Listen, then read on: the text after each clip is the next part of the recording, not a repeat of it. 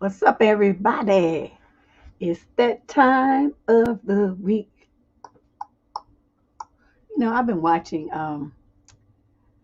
what is that? I think it's TikTok. Anyway, they have this little song and everybody's doing this little dance and stuff. So I'm like, oh, I'm going to learn how to do that. So then at my next family function, I'm going to put that song on and then I'm going to do them little steps and just make all the teenagers jealous. That's what I'm going to do. As you can see, I'm having deep, deep, dark fantasies.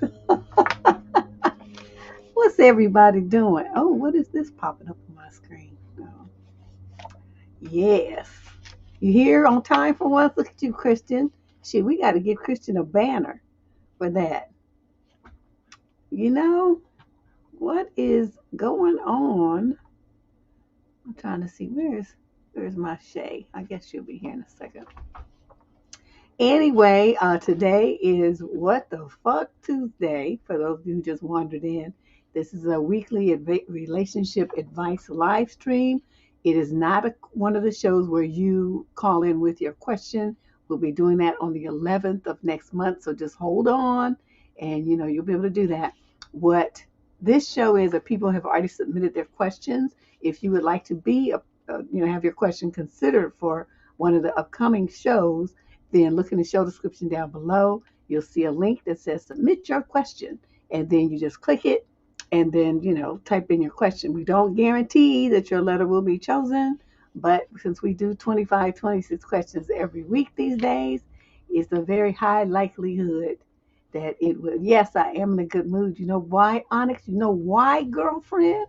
Because I got to clown. So I got to, all my evilness got out of me. And, I told y'all I'm on Quora now. They recruited me to be some advice person thing over there. So I'm like, ooh, money. So, what can I say? So I signed up and immediately ran into some dust mites.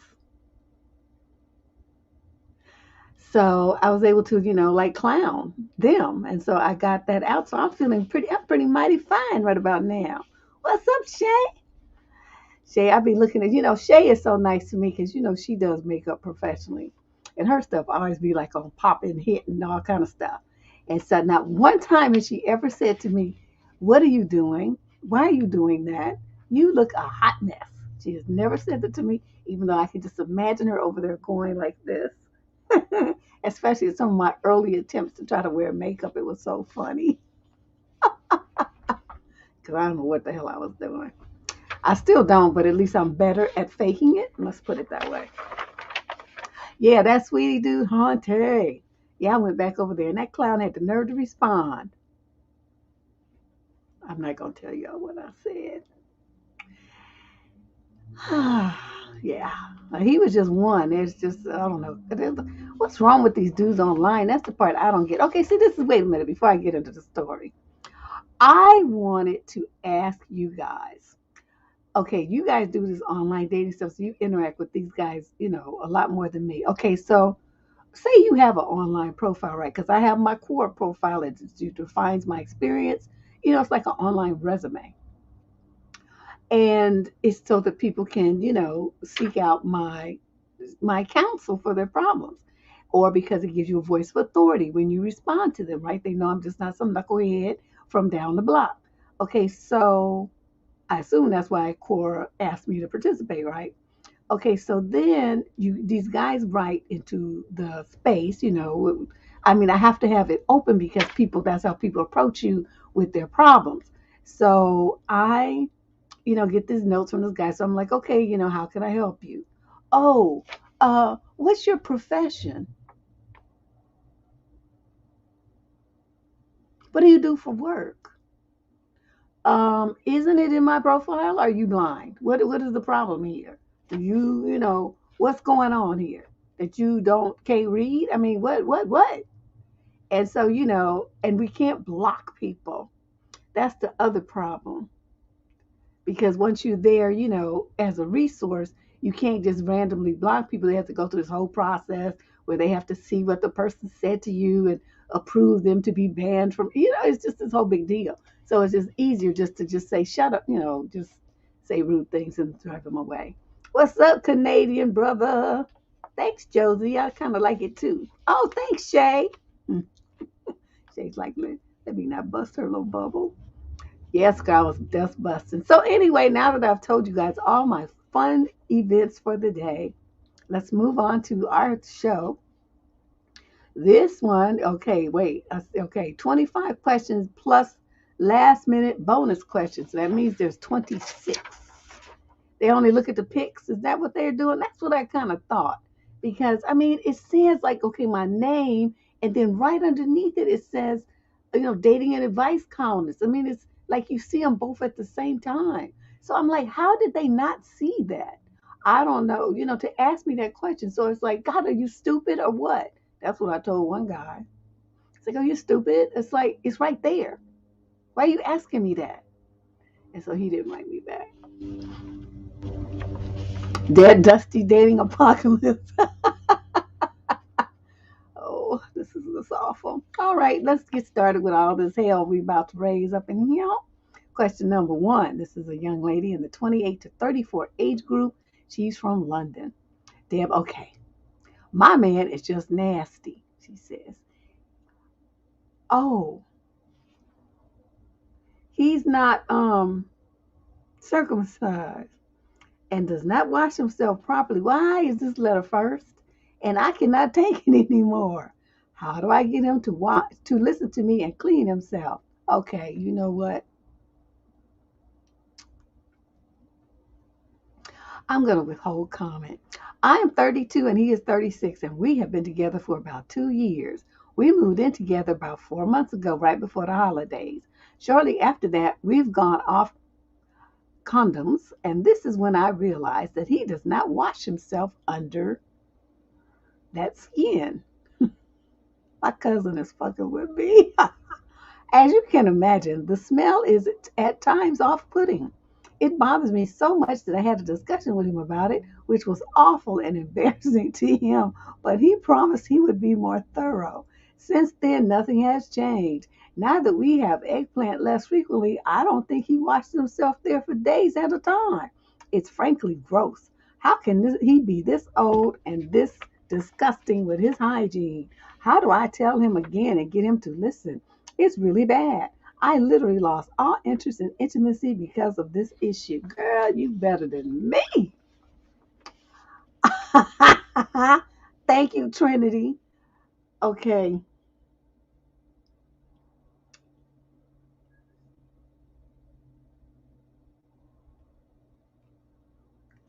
I don't even know what to say. Okay, first of all, this is a grown man, and his parents are supposed to have taught him all that stuff, and then you know, like even if he didn't, nobody taught him. You could learn on like Google University. They probably have videos about how to do it and pictures and stuff and all kind of stuff. So there's just really no excuse. But I'm gonna tell you what, if he were my boyfriend like that, he would be right back on condoms, and or I would tell him I'm not touching you ever again until you wash your nasty ass, because you're not giving me nothing.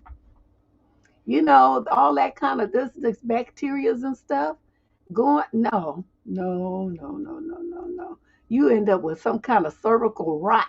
They didn't have your uterus dropping out onto the ground. My imagination is is just overactive, and I could just see all kind of stuff happening there that's just really distasteful and inhumane. And so, no.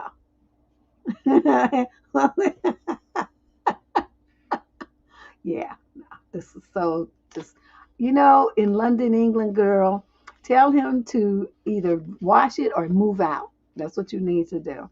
Because, there's all kind of stories about that. That's why in the Jewish culture, they circumcise it because there's some association with cervical cancer. And with some stuff like what you got going on here, I could see that. Because, they still don't know how people, what causes it. They think they have an idea, but if the Jewish culture, religion, whatever, has, made this kind of association that it causes health risks for women and is not clean for, that to be that way, well, then I would go with that. And I would just be like, you either Get some wash soap and water action going on here, home skillet? Or we're through here, sir. Question number 2, female, 22 to 27, from Tempe, Arizona. So my father decided to invest in a house, and he let me and my boyfriend, we're both 23, live there with a significantly reduced rent. We both pay rent to my father, and there's no issue with that, except that I always have to pay for both of us because he is always late. I'm not telling this to my dad. He hasn't paid for the past 3 months and is in debt to me for other bills as well. He has more than double my salary, so it's not that he can't pay. He just keeps delaying because I suspect he is investing his money into stocks. There's really nothing much he spends it on. He thinks it's acceptable to delay rent, and I have to keep reminding him to pay. He always says he'll pay at the end of the month, but he never does. It was always like that with bills, and he'd eventually pay, but this is getting unacceptable. 3 months' rent is a lot of money. He is now about to travel with his brother for 3 weeks and says he'll need the money for traveling and said he'll appreciate if I could wait until after that. But this is too much. He doesn't spend money on anything I'm sure is all invested, so he knows where he can take money from. It shouldn't be from me. How do I bring this up without making him flip out? Because he always somehow gets mad when I do. I wouldn't give a fuck. You could be so mad you turn green and develop polka dots and horns and all kind of stuff. First of all, tell your father that you've been covering his rent, okay, and that you're not going to do that anymore. So your daddy can jam him up for the money. See, he's the property owner, not you. He is on the rental agreement, just like you are. Why are you stepping up and paying for this man and treating him like a child and letting him take advantage of you? You should have never covered his part, ever. Never. Not a dime. And if he's not gonna, it's nice that your dad let you all live there, but see, what you need to tell your dad is that he's not paying for yours and you want him out. And so your daddy will roll in there and evict him. That's what you need to have it. And then you, if it's hopefully it's a 2-bedroom place because it's a whole house, move in with get one of your girlfriends to move in with you. Okay, it'll still, be the same price. Your father won't care, and she'll probably be a better roommate anyway. This is a bum. What you have now is a bum who's taking advantage of you. Once you tell your father, then your father can file an unlawful detainer and sue him for the rent. Okay, so he's going to have to pay, but he's going to have to pay legal fees, service fees, plus he's going to have to move. So I'm not sure how you're thinking that you feel like this is a boyfriend and somebody that loves and respects you and your dad and all this stuff. This is a fucking motherfucking sponge leech user. Get this fool out of there. While he's gone, you tell him he's gone on the trip. Say when you come back, if you haven't paid before you leave, when you come back, all your shit's gonna be sitting outside because you won't live here because you've never paid to be here. You're a squatter, and squatters don't have rights. And tell him that, and see how he likes that. Yeah, He's not even homosexual because if the father knows he's there, so and he has money. He's just being a bum.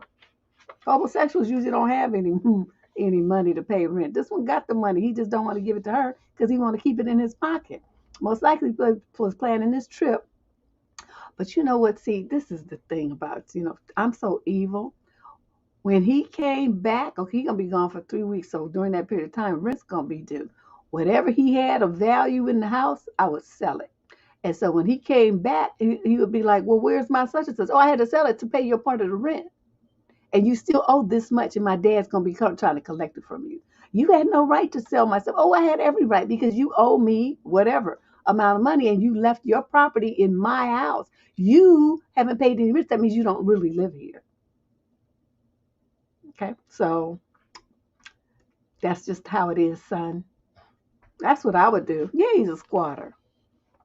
Yeah, he said he's traveling for 3 weeks, and he might be because people can go. They can go to Europe and all these places and take the train around and do Amtrak or whatever the hell they do over there. The Eurail or whatever. And 3 weeks is about right. But whatever he's doing, he's not paying his bills, and so whatever he had in the house of value, I wouldn't give a fuck what it was. I'll sell it to the nearest crackhead. I'll sell it at the pawn shop. Give him the pawn tickets. You can get your shit out when you get back.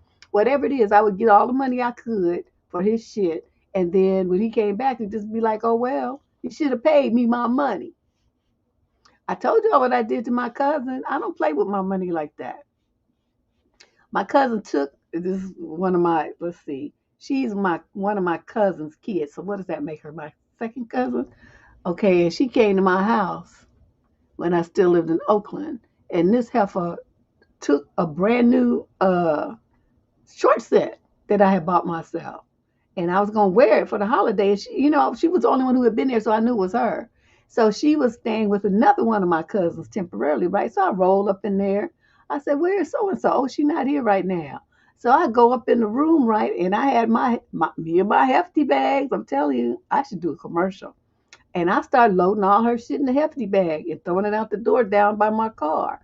And so they're sitting there because my cousins know I'm crazy. So nobody really said too much. They was like, "What's going on?" I said, "She stole some of my shit. So I'm taking everything." So what did she leave here wearing? She had on some underwear and my short set and a pair of sandals. I took every goddamn fucking thing out that bitch's room.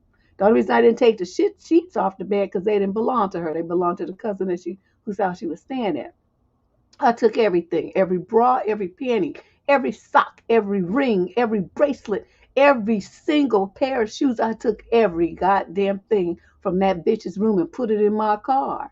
And so then when she was, I'm like, the only thing that bitch is gonna have to wear is my short suit set. And that's how I do things. I don't play like that. Don't You're not gonna be, did you know? And so when she came back and she found that room stripped, she didn't know what to say. That word spread through the family like wildfire. And everybody since then, though, nobody fucks with me.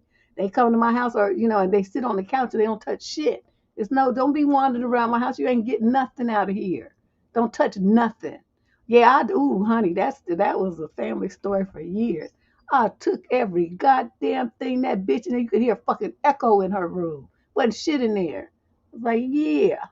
Yeah, you gonna keep wearing that short set, and you gonna wash your drawers. You gonna sleep in that bitch. You gonna wear it everywhere you go, cause that's gonna be the only goddamn thing you have to wear.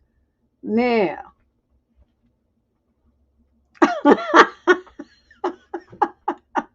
don't be taking my shit. Yeah, so that's how I do things. So, girlfriend, see, this here, this wouldn't happen. This wouldn't happen. Not to me. You better get a spine and get some savage going on here. Question number 3, male, 28 to 34 from Miami. My mother-in-law stole one of my child's toys. I saw it in her bag when we were taking her to the airport. I need to know how I should confront her or if I could just let it go. A toy? My mother-in-law lives in Europe and visits me and my family for a month or so each year. I had stored a bunch of my kids' stuffed animals in her room on the closet shelf. I don't know her reason for taking the toy. Maybe she wanted it as a keepsake or she wanted to gift it to someone else. She must have thought I dumped it and don't want it, which is why it was in the closet. Regardless, it would have happily given it to her if she had just asked, but she took it, stuffed it in her bag, and I happened to see it accidentally. She's now back in her country. So now, how do I confront her? Any conversations we have about it will be had over FaceTime. Okay, the toy was in the closet. That means your kid who came reached up on the closet really didn't miss it and doesn't really want it. Whether she gave it to some other kid, threw it out the airplane window, threw it out on the freeway, one of my favorite things to do, or set it on fire, what difference does it make? What difference does it make? It's your mother-in-law and it's a $10 toy that your kid don't even fucking play with. So my thing is you gotta sometimes you gotta pick your battles. I mean, is that the only thing she took, or you feel like she took some jewelry or something of value? I mean, there has to be more to this than a toy that was stuffed in the closet that your kid don't even play with. For you to write this whole letter about a fucking stuffed animal, I'm gonna tell you this: pick your battles, and that's not anything to be even writing me about because, like you said, if she had asked, you would have gave it to her anyway. So what the fuck? Did I give her shit back? No, I didn't give her shit back. Why would I give her shit back? No, she kept my short set because she went, well, I'll give it back. Bitch, you done wore it for 3 days straight. And it got your funk in the fabric and stuff. It was brand new with the price tag still on it. I don't want that shit. But you ain't getting your shit either. That's your punishment. You liked it so much, keep wearing it. You gonna wear it until you just wear the threads off until you buy some more shit. I don't care. No, I threw all that shit out. I was up and down the street in Oakland, downtown Oakland is where like the bums live and stuff. They had them residential hotels and stuff. Just set that shit. That's what I do with stuff, clothes and stuff I don't want. I just drive down there and sit them on the curb, and people take them, and that's what I did with her shit. I was like, didn't nobody want that raggedy shit anyway. That's why she wanted my short set because it was nice and new, and she couldn't afford it. But I didn't. I just don't care. People are like, oh, you shouldn't have done that. She don't have nothing to wear. Don't you think she should have thought about that when she was taking my shit? Because everybody in my family knows I'm not wrapped too tight. So it's like, don't antagonize her. Leave her alone. Okay? But then you going to come and do some bullshit and don't say nothing when I strike like a rattlesnake, a cobra. I'm going to get your ass. Yeah, back up here. I got a back seat full of clothes right now. It's clothes and shoes I'm going to be dumping out there down there in downtown Oakland one day soon as I go down there. Shit. Let's move on. Question 4. I gotta stop my side stories. Female 42 to 49 of Concord, California. My 21-year-old son recently found out that I used to be a stripper. And he is so upset. I'm 47 now, divorced, a pretty typical suburban mom. Yeah, Concord is the suburbs, with a stable job and family. But I also have a secret life where I was a dancer and stripper for private events starting in my 30s and lasted until recently. Oh, shit. Okay, so this is not like a in the past thing. Over Christmas, my son found out about it from a friend's older brother. And although I am obviously embarrassed by it and feel awkward about it, I'm mostly concerned that it seems to have affected our relationship and the energy between us. Even to the point where my daughter and ex-husband have noticed things. Me not joining them for dinner one night, my son being moody, etc. I'm not sure how to handle this. Mostly, I suppose I'm just here to vent. But if you or anyone in the squad has thoughts or advice, please let me know. Okay, y'all put your comments in there. I'm going to tell you what I say. I would tell them, fuck you. What I do don't have shit to do with you because I'm grown, just like you are. And anytime you don't like what your mama does, you can take your fat little funky ass out that door and go on the other side of it and do whatever the fuck it is little 21-year-old smart mouth motherfuckers like to do. That's what you could do. Get the fuck out of my house. Now, see, and this lady, there's no reason for you to be ashamed or embarrassed by it. Okay? It's not like you was hooking, but even if you were, sometimes people have to do stuff like that because they have no other options. Okay, they're desperate. I don't know really anybody who would want to do that just because, oh, I could get a job in corporate America making $200,000 a year, or I could be a prostitute. Which one should like, dude? I don't know anybody who's making them kind of choices. I mean, usually people do that kind of stuff when they're absolutely positively desperate. So the fact that you were doing it for private events, that means there were rules, that people had money. It was in some kind of, environment where it was conducive to, you making money, but people not going overboard, hopefully. I mean, I'm going to assume that, okay? And then, especially since you were already married and have a family and stuff, I just can't see you going that far. But it was a stripper. And a lot of people, do that kind of dancing, and they don't do anything else. They just take all their clothes, make their money, and they put their clothes back on and they do what they kind of do. So what you have to do is, your reaction is what triggered him. So, yes, he was embarrassed because a friend's older brother said that it was you. Now, you could lie. You could say that wasn't me. That was my twin sister. And that's what you tell your son to tell his buddy. Oh, that was my mom's twin sister. That wasn't her. She's a triplet. We don't know which one of them it was. Yeah, he has a image of his mother. All sons do. But I'm saying, that's unrealistic because boys don't like to think about their mothers having a sex life. They don't like to think about their mothers, effing and essing. They don't like to think about that, but they're women and they have husbands and they've had boyfriends, and then motherfucker, how the hell you think you got here? Immaculate conception? No, you got here because your mama was fucking. Okay, let's just be real. So all this in this pie in the sky shit that young boys like to have, Just understand your mothers are women and they are adults and they have desires and they're going to act on them, whether you like it or not, because what you like is irrelevant. Okay? Your daddy liked it. You sure like it when it's your girlfriend, so shut the fuck up. That's what I tell my son. Shit. But you don't even have to tell him all of that. It's just a matter of you don't need to have him say shit to me about nothing. Anytime you don't like anything I do, cook, wear, look like, buy from my house, eat, drive, anything you don't like that I do, get the fuck out of my house. And you don't have to talk to me again. You go do whatever the hell you want to do, because I'm grown.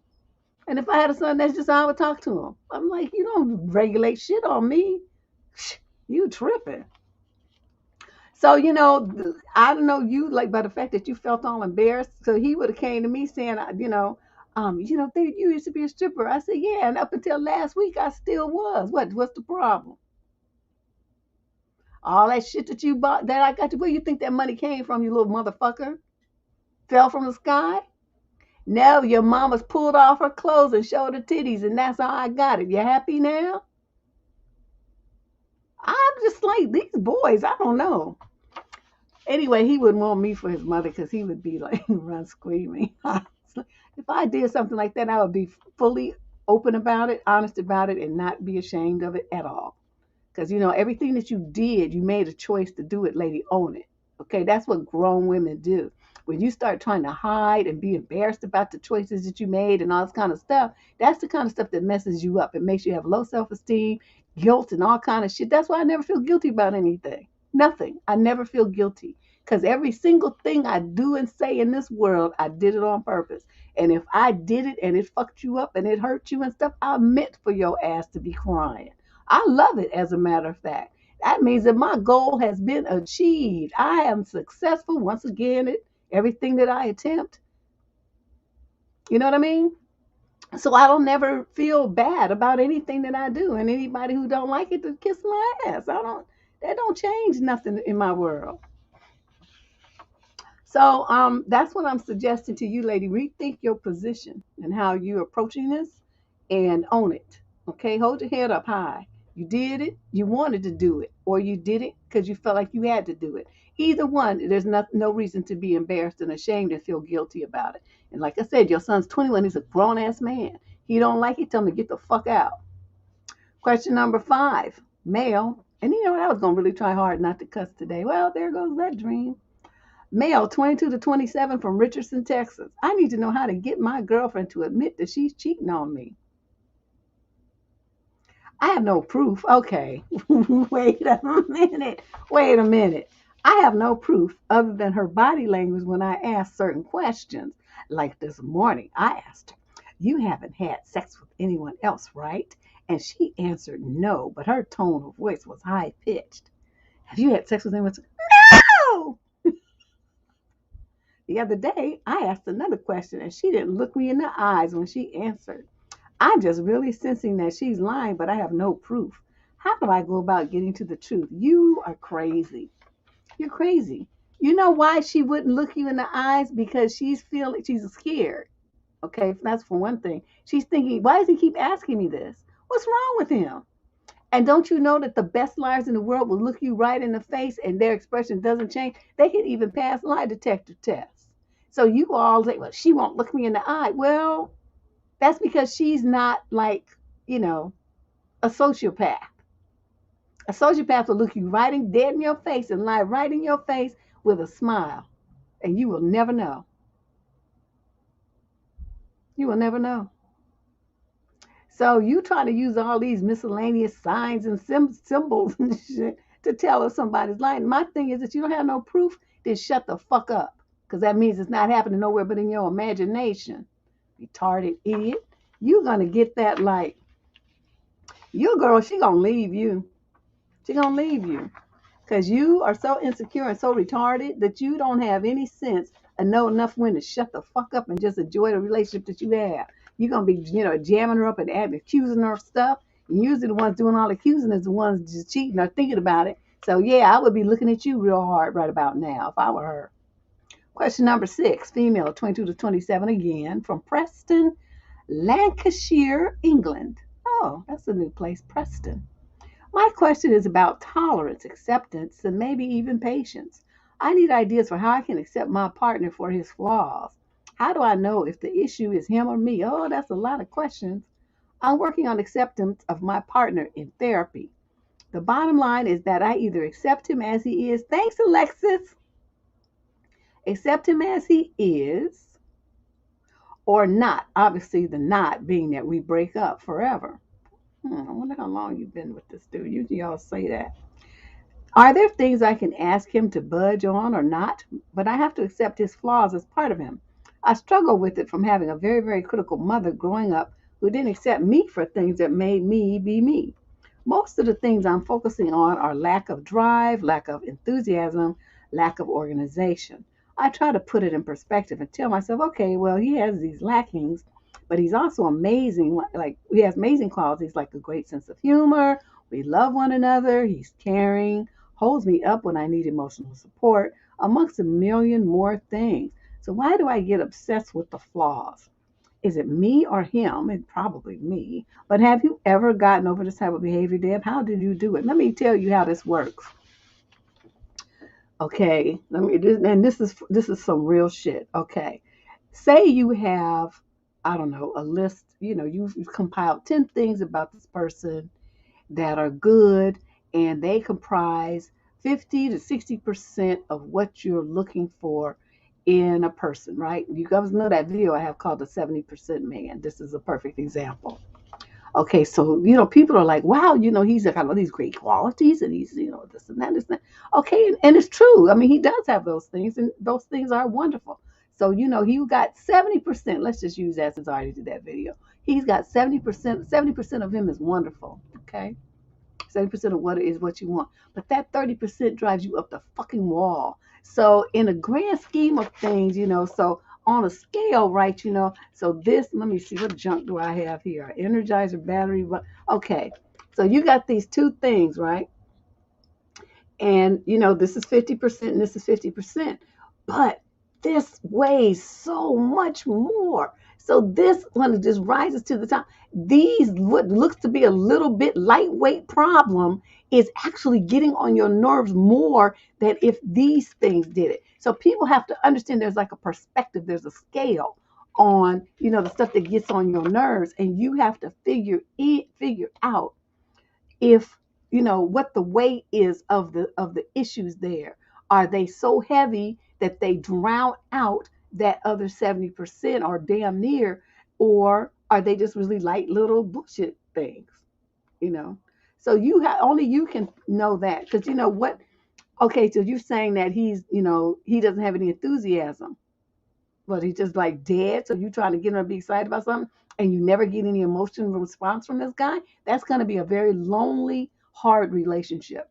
He has a lack of drive. Okay, lack of drive usually means lack of ambition, which means that he's just going to be stuck. And you, if you a go-getter type, are going to constantly be frustrated with him because he doesn't want to do anything. He doesn't want to improve. He doesn't want to grow. He doesn't want to be better, see better, make things happen. Nothing. He's just happy being a lump on a log. Okay, and the lack of organization. So what does that mean? He just throws shit around everywhere and leaves it to you to put it away. OCL to the no. So you got, you listed 3 things, but these 3 things would make me crazy. I would lose respect for him, and I wouldn't want to be bothered. So I understand what you're trying to do, and you're concerned about, did you adopt these critical things from your mother and all this stuff. I'm going to say you have to think about how much these issues will weigh on you. Because just like I said, even though there's 3 things, under those 3 things are some umbrellas of stuff that are going to be a burden to you mentally, emotionally, psychologically, and possibly even physically, which will manifest sexually, and it's going to destroy the relationship. Because you're going to be looking at him like you don't ever want to do shit. You just like nothing. Nothing ever excites you, and you don't want to ever try to be a better man. I'm out. And we don't want to do that by the time that you become, you're going to have kids and involve them in all that shit. The time to make that decision is now. You should have a man that you respect and admire in every way. That's important. So what, he leaves a beer can on the counter at night after you cleaned up the whole kitchen? That's nothing. But a man who won't ever want to try anything, achieve anything, has no drive, no ambition, no desire for more, better, greater, couldn't do it. So you think about that. Question number 7, female, 18 to 21 from Washington, D.C. My boyfriend laughs at me when I misquote or mispronounce anything. How should I handle this? The other day, we were reminiscing about the days when we had to learn Catholic prayers, one being the Apostle Creed. I misquoted the part where it says how he ascended into heaven and sits at the right hand of God, the Father Almighty. Well, instead of saying at the right hand of God, I said on the right hand of God. He immediately corrected me and started laughing. He does this often, and many times he's actually the one that is wrong. It is just his constant need to point out whenever I say something wrong that's starting to get to me. I always tell him that it's fine to correct someone if they said something wrong if what they said wrong will have a negative effect on them or someone else. But in our case, it's just him wanting to bring to light what I said wrong. What should I do or say when he does that? You should fire him. What are you talking about? This is somebody who's out to try to make himself feel like he's better than you, smarter than you, knows more than you at your expense. He wants to put you down so he can make himself feel superior. So, you seem to be more the quiet, kind of shy type. Me, when he did something like that, I would say, okay, you feel better now, Mr. Know-It-All? Like you just the most fucking sharpest pencil in the box. You just have to point out when somebody else makes a mistake. Do you feel better now? You low self-esteem having little bitch? See, that's what he would get from me. But it's like, these kind of guys will destroy you. Just constantly point out what you do wrong. It's just constantly rubbing it in your face. You already know that sometimes. I do that. I'm on the show. I'm plenty literate. Write everything. And my major in college is communications. I know how to spell extensive vocabulary, all that. But every so often, you're talking and you will mispronounce, misread, mislabel. Things happen. Do I want somebody around me who's every single time is going to be pointing that out? No, you get fired the first time I'm going to look at you. And then the second time I'm going to terminate you. Because I don't need that. I don't need that in my life. You know what I mean? So you got to go, son. Yeah, that's what I'm saying, Diana. He need that good old West Coast style mouth cussing thing going on here. Wow. Question number 8, female, 28 to 34 from Dallas. I'm 28 and I have a 5-year-old son, and my boyfriend, he's 30, doesn't have children. Never even been around them before, he says. I was shocked because we are both black and I just have never met a man his age who's never been around kids. Yeah. He's 30 and never been around. That is interesting. Anyways, he wants to be all strict and over the top with my kid, or wants me to be. He doesn't want him to say butt or booty butt. But I think that is stupid. I'm not uptight or that conservative. My parents let me say butt when I was a kid. I thought it was funny. Anyways, he says things like, I will not let my kid say that if I had one. He is always saying when I have kids or if I have kids, I won't let him do that or this. Yeah, before I had my kid, I used to say shit like that too. Then I had my kid, and yeah, that is not how it is. He even compared my kid to disciplining his dog. Oh, I just hate whenever he tells me shit like this. It makes me feel like I'm a bad mom or he doesn't like my kid. I have black and white thinking and I'm trying to see clear. I'm wondering if we are truly compatible with each other. Auntie Deb, I think my kid is a good kid. Yeah, he says button things, but it's funny. But fuck, he's just 5. He also got mad because I told my son to do something and he made a face at me. But he was doing what he was told. Like he doesn't always listen, but he isn't bad. He's just a kid. I've gotten more strict with him, but fuck, I'm not going to be on his ass or crazy like he wants me to be. Then this makes me think, so do I really want to have a child with this guy one day? If he thinks saying butt is bad, I don't know. He seems too uptight for me. I'm super laid back, but my boyfriend got really upset when my kid came into the living room naked last night. I, however, don't think that's a big deal. Basically, I feel like he wants me to run my house super conservative or super strict. He says things like if he doesn't listen now, then when he gets older, he won't listen, and people like that end up in jail. Listen to me. Like, to me, that is over the top. My kid's not going to jail. That's just ridiculous. So he's basically thinks if I be super strict, that my child will be some perfect kid. Young lady, young lady, you have a black son. You cannot let your son be just stupid and rogue and do what the fuck he wants to and say what the fuck he wants. You cannot do that. Plus you in Texas. Are you out of your mind? Okay, this is how it starts. This permissive, free range parenting stuff. This never works. You're a single mother with a boy. You got to be on him like white on rice if you want him to grow up and be anything sensible. You can't let him do stupid stuff like this. It's okay. Let's start at the top. Booty and booty butt. Inappropriate. I don't care if your parents let you do it. Your parents were stupid, okay? Am I making myself clear? That is so inappropriate for a young child to say. You're supposed to use proper anatomical terms. You know why? So when your child goes around old elders, your child goes around social setting, your child's in school, and your child might have opportunities to do something really nice. Go on a trip, be in a some kind of performance or something like that. And then here's your kid running around acting naked and saying booty butt like a fool, and you think that's just okay. Stop teaching your child, letting your child be stupid. Teach your child to say things that are decent, like, okay, something about my rear end, my behind, something like that. Okay? He doesn't need to say stupid, vulgar terms like booty butt at 5. It's not funny either. Okay, then your kid running around the house naked.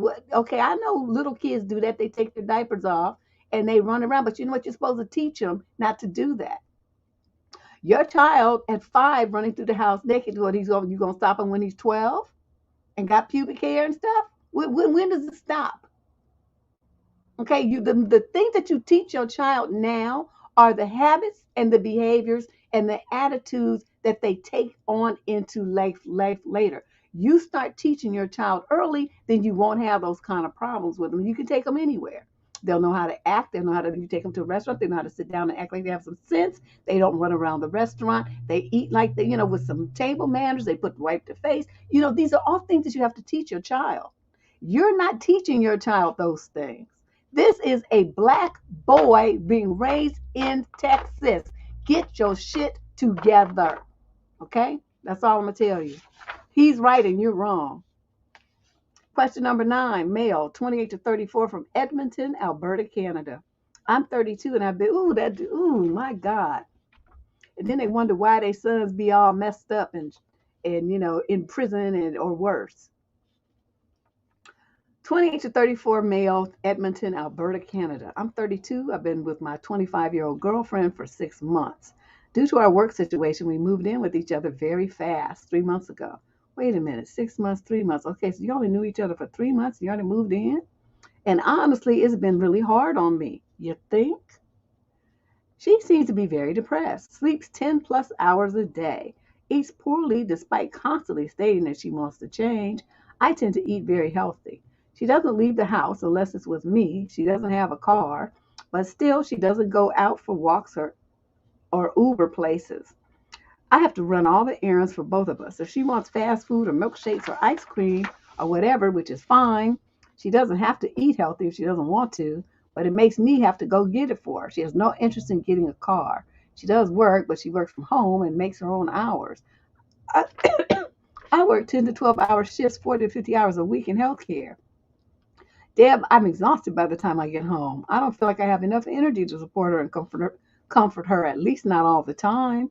She cries a lot, usually at night. It could be a short cry or some hours long. She wants me to comfort her during these times, but I just want to go to sleep. All I want is 7 hours of sleep a night. That's all I ask. But I'm routinely getting less because of this crying thing, and it makes me angry knowing she gets to sleep in for hours after I have to get up and go to work. I've talked to her about it, and she would get sad, feel super sorry, apologize, but then it happens again. I know she can't control it. She says it's these times when she gets the most sad. The reasons can be numerous.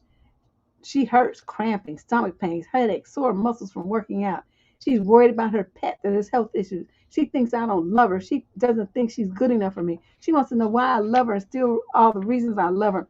But the number one reason she cries is simply that she's sad. She doesn't know why. She claims to not know, at least. She cries at night once a week, usually, maybe more. I don't notice because I'm asleep.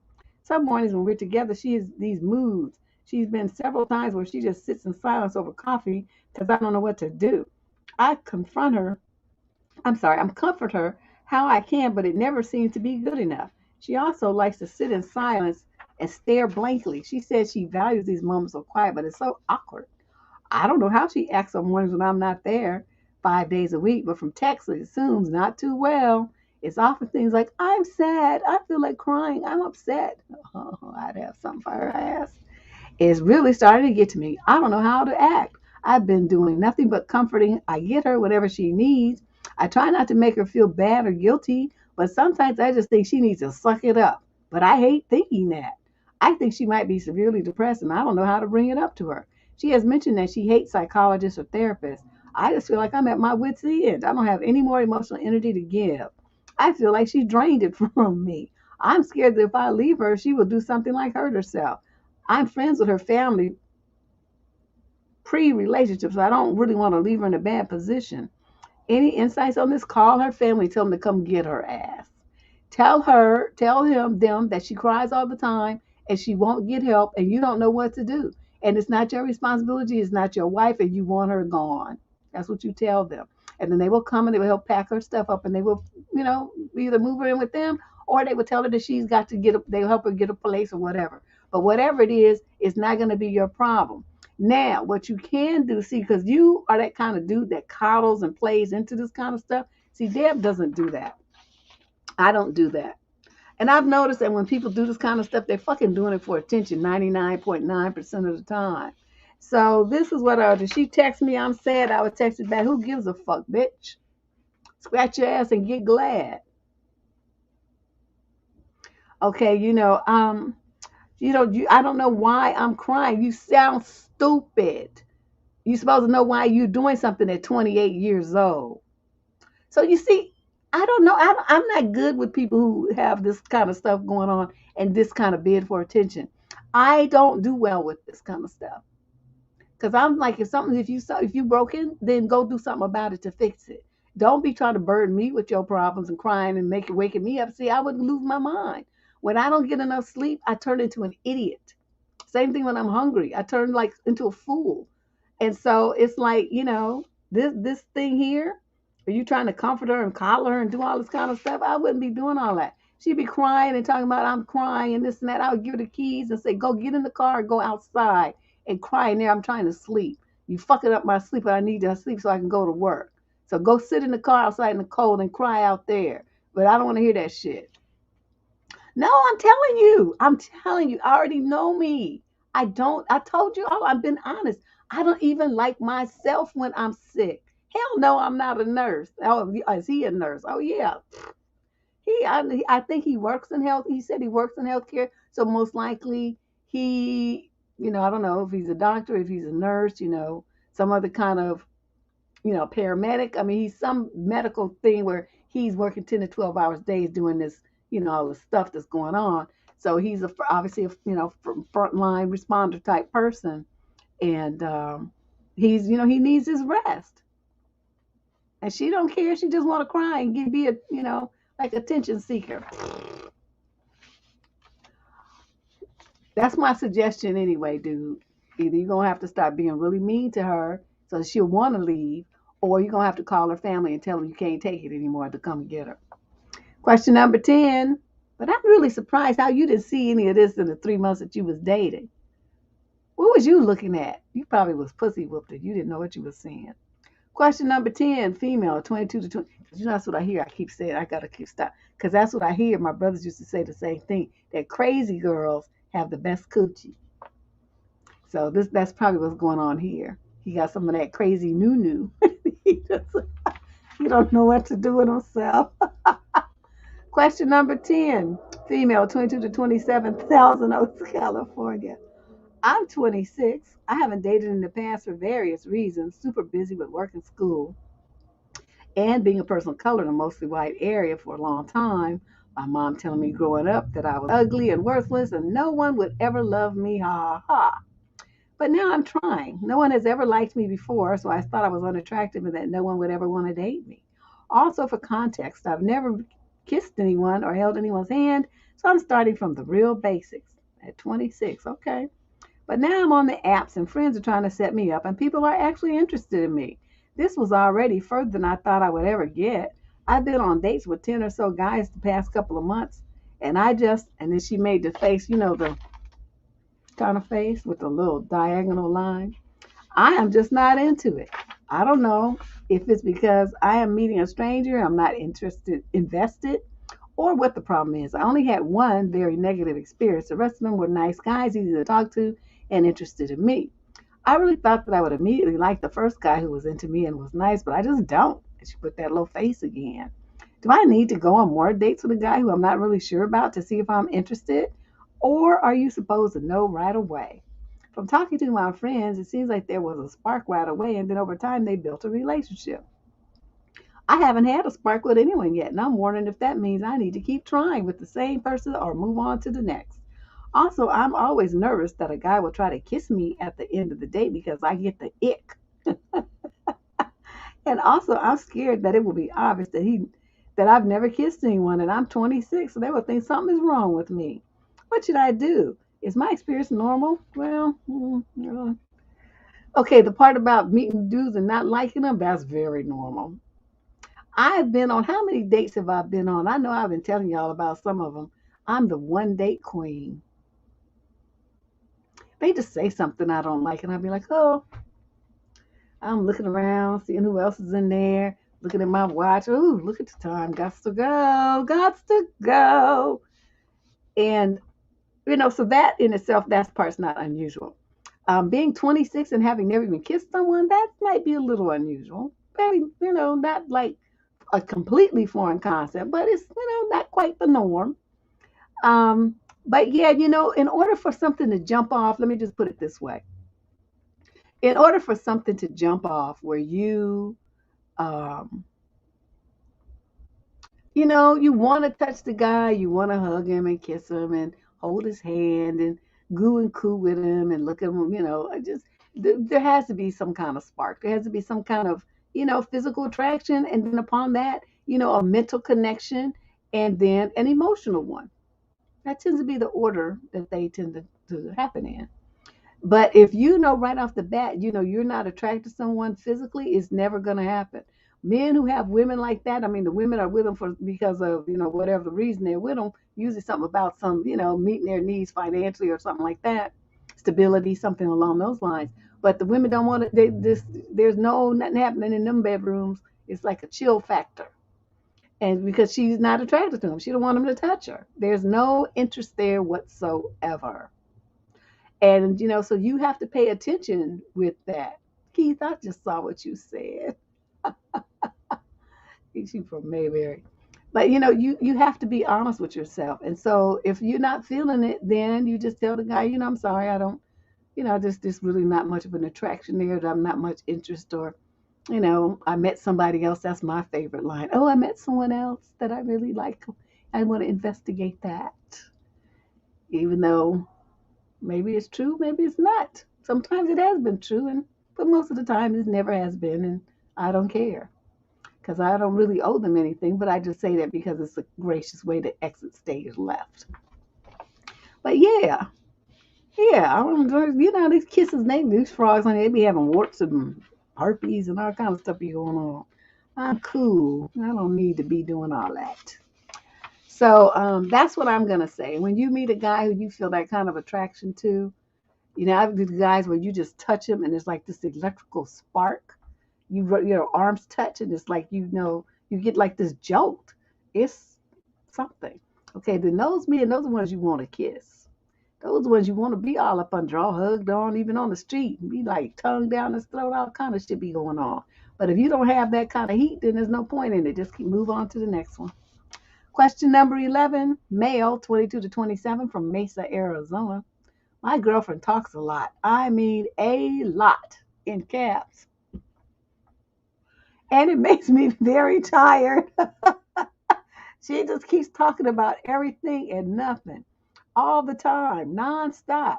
I've told her about how it drives me nuts, and she agrees that she needs to get better at asking questions and listening rather than just talking. How can I help us? This ain't gonna last, home skillet. Why do people talk so much? Because they just like the sound of their own voice. Sometimes it's that narcissist. Sometimes they are talking because they're nervous as hell and they just want to fill up the empty space. And sometimes they talk because they think they are so fucking profound and wonderful and deep that, of course, you want to hear every utterance from their lips. What is wrong with you that you don't? That's a problem. So I'm not sure which one it is. You would might probably have a better grasp on that than me. It's going to be one of those three, though. Those are only three reasons. And, if she can persist in this and is driving you crazy, it makes you tired. This is not going to last. No matter how much you like her, your nerves only have so much resilience. And then when they get on that last nerve, that one that you have in reserve, as the memes used to say, you're going to deuce out and be gone. So, that day is coming, though. Question number 12, female, 22 to 27 from Ann Arbor, Michigan. My question is inspired by a conversation I had with a couple of friends last weekend. One of them shared her opinion that disclosing a history of abuse to a new partner could potentially make you a target again. Okay, let me read this again. One of them shared her opinion that disclosing a history of abuse to a new partner could possibly potentially make you a target again. Okay, yeah. So I'm curious, Deb, when do you think is a good time to open up about such things? I'm currently single, but I do have a history of being abused, so I suppose I'm asking for future reference. I know, of course, there's no exact amount of time to wait, and it will depend entirely on the individual relationship. But in general, how would a woman know when it's safe to open up to her new guy about an abusive past? Let me see. Soon as the clock says never o'clock, soon as the calendar says infinity on it,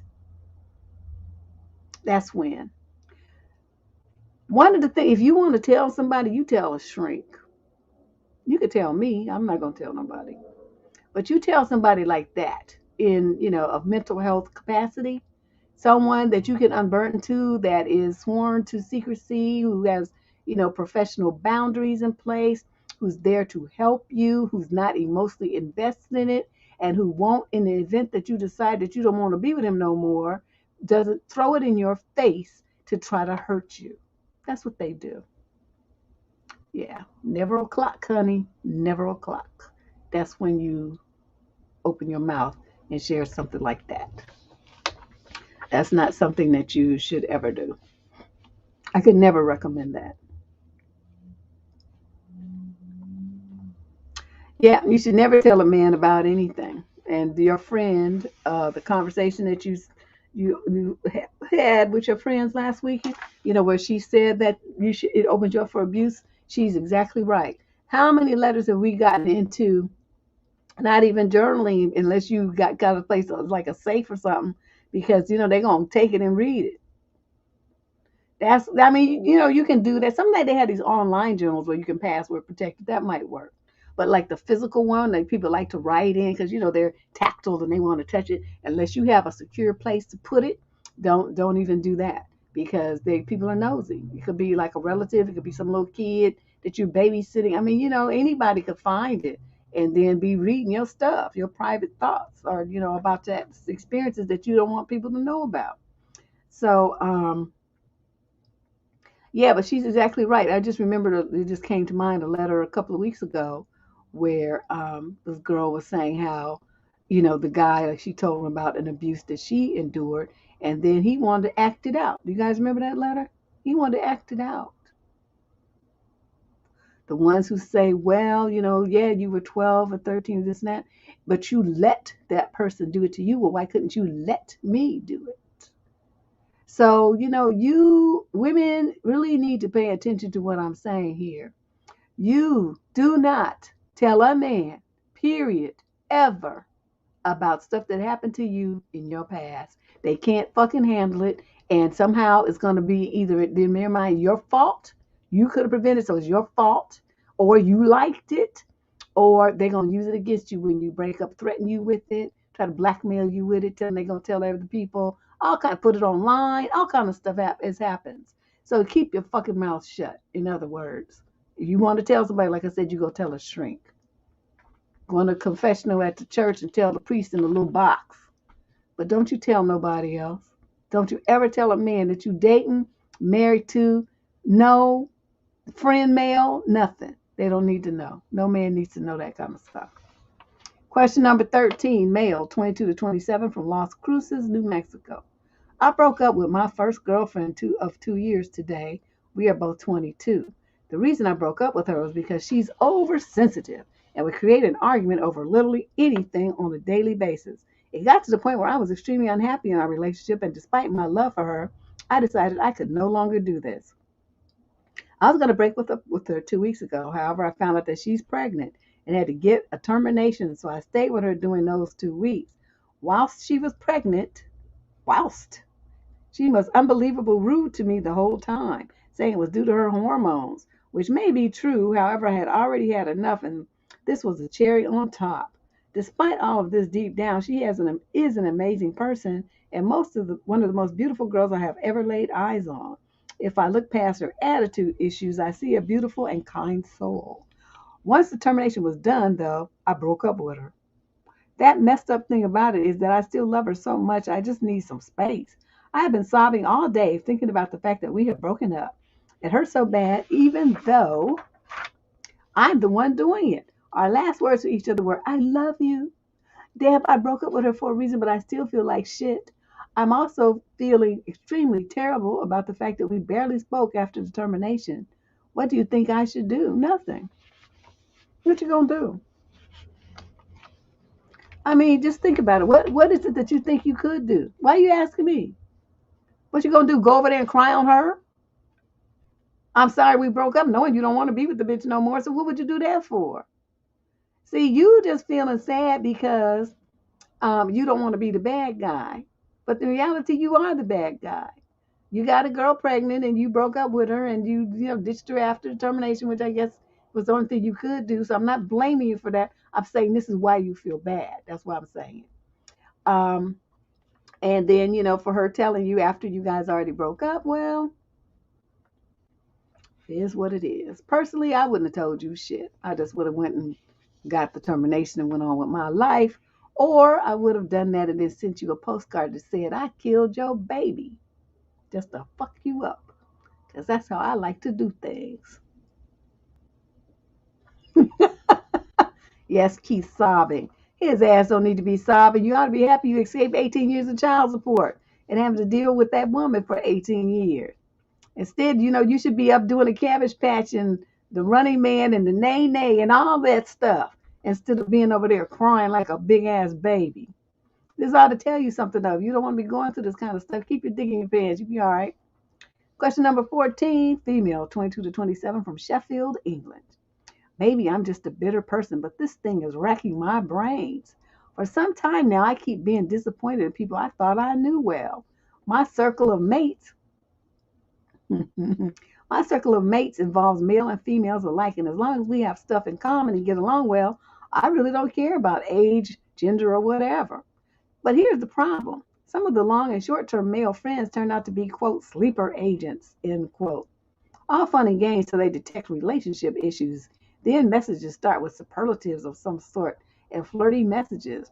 Cringe-worthy shit, really. When you call them on it, the pity party starts. I would never. I'm your friend. I worry about you. I'm lonely.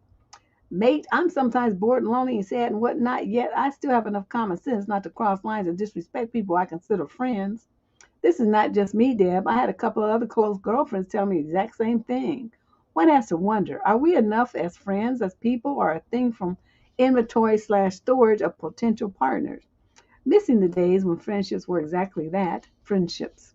Well, what you have to do, no, you're not a bitter person. What these guys are fakes and frauds. These are the kind of dudes that, they know you're not interested in them, so they circle around your life under this guise of, quote, friendship, looking for an opportunity, like a predator. That's essentially what this is.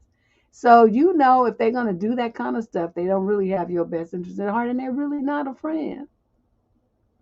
So what you do with that, what you will. Um, this, trying to sending these flirty messages and stuff like that. So you supposed to blast them. Say, I would never sleep with you because I don't sleep with my female friends. I'm not gonna sleep with you either, motherfucker. That kind of stuff. You say things like that to make them very clear, direct, close them doors, shut them, slam them, super glue them closed.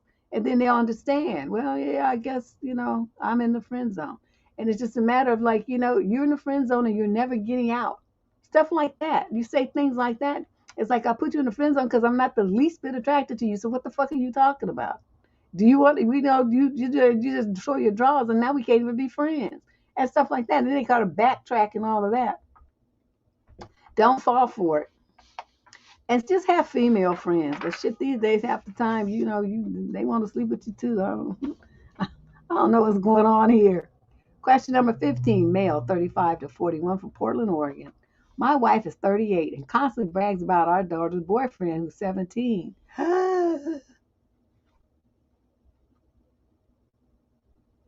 Not just that, but tells me and our two sons, they're 10 and 12, how good looking he is, how he's the best at driving, the best at sports, the best at everything. But the weird thing is she always starts with how he's really good looking. Okay, this is. Whew. Now she says she has shared his Facebook pictures with friends and coworkers, and they all agree he is a good looking kid. I just find it very weird that she always talks about it and brags about him like this to people in her family, too. Any thoughts on this? I feel criminalized by her because I questioned it and she got all weird at me saying I'm insecure. I got home from work last night and told her that she's creepy and wrong about this. She had a smirk on her face and half laughed. She just stared at me and said, "Do you want to go out for dinner?" No, not with you, I said, and she just stared at me some more. So I left and went to the local bar or restaurant where I am currently typing out this email to you on my phone. I still think she finds nothing wrong with her behavior. What in the world is my next step here? Okay, you know what's bothering me the most is that this is your daughter's boyfriend. I mean, I could see her drooling over some kid that's from the neighborhood that nobody knows, and maybe he mows out the lawn or something, with his shirt off. Because a lot of these teenage boys, I'm sorry, they have like facial hair and the body builds and stuff of much older guys. It depends on their testosterone. However, she knows how old he is because just seeing some guy like that, you don't really, you know what I mean, out in public, you don't know how old he is. But she knows this is a minor. He's only 17. Plus, he's her daughter's boyfriend. Okay. So my concern is if she's doing all this, how is that making your daughter feel? Would you please forget about your nasty ass fucked up wife and check in with your baby and see what's going on with her and how she feels about this? Because I'm sure she's probably more confused than you are and doesn't really know what to do or what to say. Because basically, that means your daughter's like 16, 17, and she's supposed to be, in a competition with her mother over a 17-year-old boy. You see where I'm going with this? Take your focus off of your wife. I mean, yeah, what she's doing is shady and crazy, but think more about the impact that your wife's actions are having on your daughter. Okay, you need to figure out something to do to protect her and keep this boy away from your house as much as you can. Me, I'm not beyond going to his parents and saying, yes, my wife has got a crush on your son. I'm just not feeling it. So I just want you to know what's going on in case she tries some shit. And let the parent, you know what I mean? Let the boy's parents have a chat with her. Bitch, please. Or so, just tell her all what they're gonna do to her if she touches their son or does anything that's untoward or causes him any problems, any kind of embarrassment publicly, socially, on social media, in any way, shape, or form. If she does anything that hurts their kid, I'm gonna drop the hammer on your ass, bitch. So, that's another avenue you could take so you have more allies. Because I'm sure the boy is freaked out. I mean, if he knows anything about it, he's freaked out too. So you got two kids that don't know what the hell to do, and you're the only adult around here that knows about it that's in their corner. So, sir, you're going to have to step up. You have to intervene on their behalf. Yeah, but with her being a minor, even if they got a divorce, unless she would still have visitation with her mother and all that. So I'm not sure that's the answer. The answer is, I think, to alert his parents to what's going on, so that they are aware of, and they can put things in motion to protect their child, just like you're going to put things in motion to protect yours. That's what I would do. I would be on the phone with the mamas and the daddy of this kid. Question number 16, female, 18 to 21, from the UK. I've been with my boyfriend, he's 23, for about 7 months now, and it is my first relationship. It's my first relationship, but it's not his first. I'm 20 and I'm in counseling now. It's my first time starting counseling or anything of the sort as well. I should also, look at me hitting my microphone. I should also add that he thinks therapy is a waste of time, and all psychology-based peoples are manipulative and have something wrong with them. I had one session today after preliminary assessment last week, which went well and I enjoyed it. However, afterwards, my boyfriend immediately asked if I had spoken about him because he didn't want me to be gossiping about him to a stranger. So last night he kept saying I better not break up with him after the session, and I shouldn't let the counselor get in my head and convince me to break up with him like last week, which refers to when I spoke about how I'm not happy and I tried to break up with him again because I have so many doubts about aspects of our relationship. It's not the first time it's happened, but it's happened to be after the preliminary session, so he blamed the counselor. I want to talk to my counselor about things to do with him because he is a massive part of my life, not just emotionally, but physically, as we live in the same student accommodation and spend most of our time together. Not only this, but there are a lot of things to do with the relationship that affect me negatively, and I want to be able to address them if possible, but I also think I should respect his boundaries here and not bring him up. I just want some advice about whether I should talk about him the way I want with the counselor if it comes up, and if I do, whether I should tell him or not. Or if I should respect what he says and not talk about him because he has expressed it as a big issue for him. Any help at all would be greatly appreciated. Okay, the one mistake you made was telling him that you're going to therapy. You're young, and so you don't know this. Don't tell men all your fucking business. He didn't need to know that. He didn't need to know. And number two, stop spending all your time with him. Spend some time with the females that you know. Go places with your girlfriends that he doesn't go. Don't tell him where you're going either. You need to start separating yourself from this guy. Number three, whatever you talk about in therapy is confidential. You don't have to tell him anything. And if he says, well, did you talk about me? Say, no, you're not that important, sir. I have a life that doesn't include you.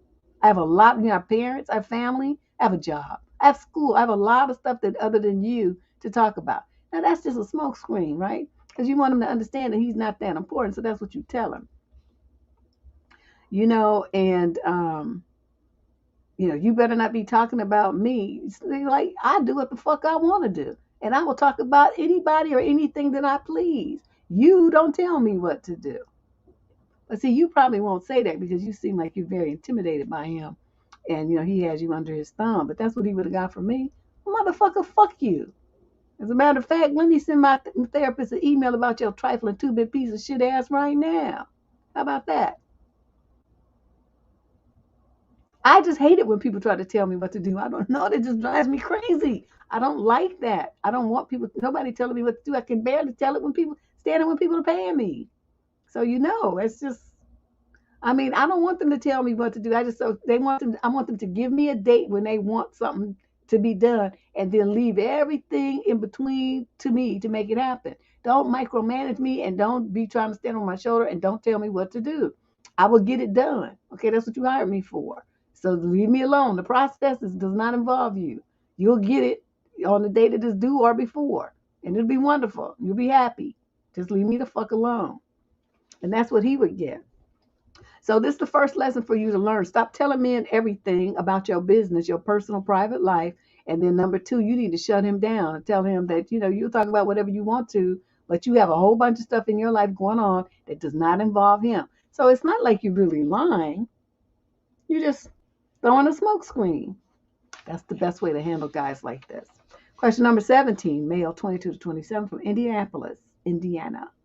I've known my girlfriend since the third year of high school, but we never really talked up until about a year ago after seeing each other at a party. And now we've been in a relationship for about half a year. Now I've got a fetish for girls wearing puffer jackets. Men and these fetishes, I just cannot. It's something wrong with me because I don't have any. I just, I'm just regular. I just be regular. Why you got to have all these weird proclivities? I just don't get it.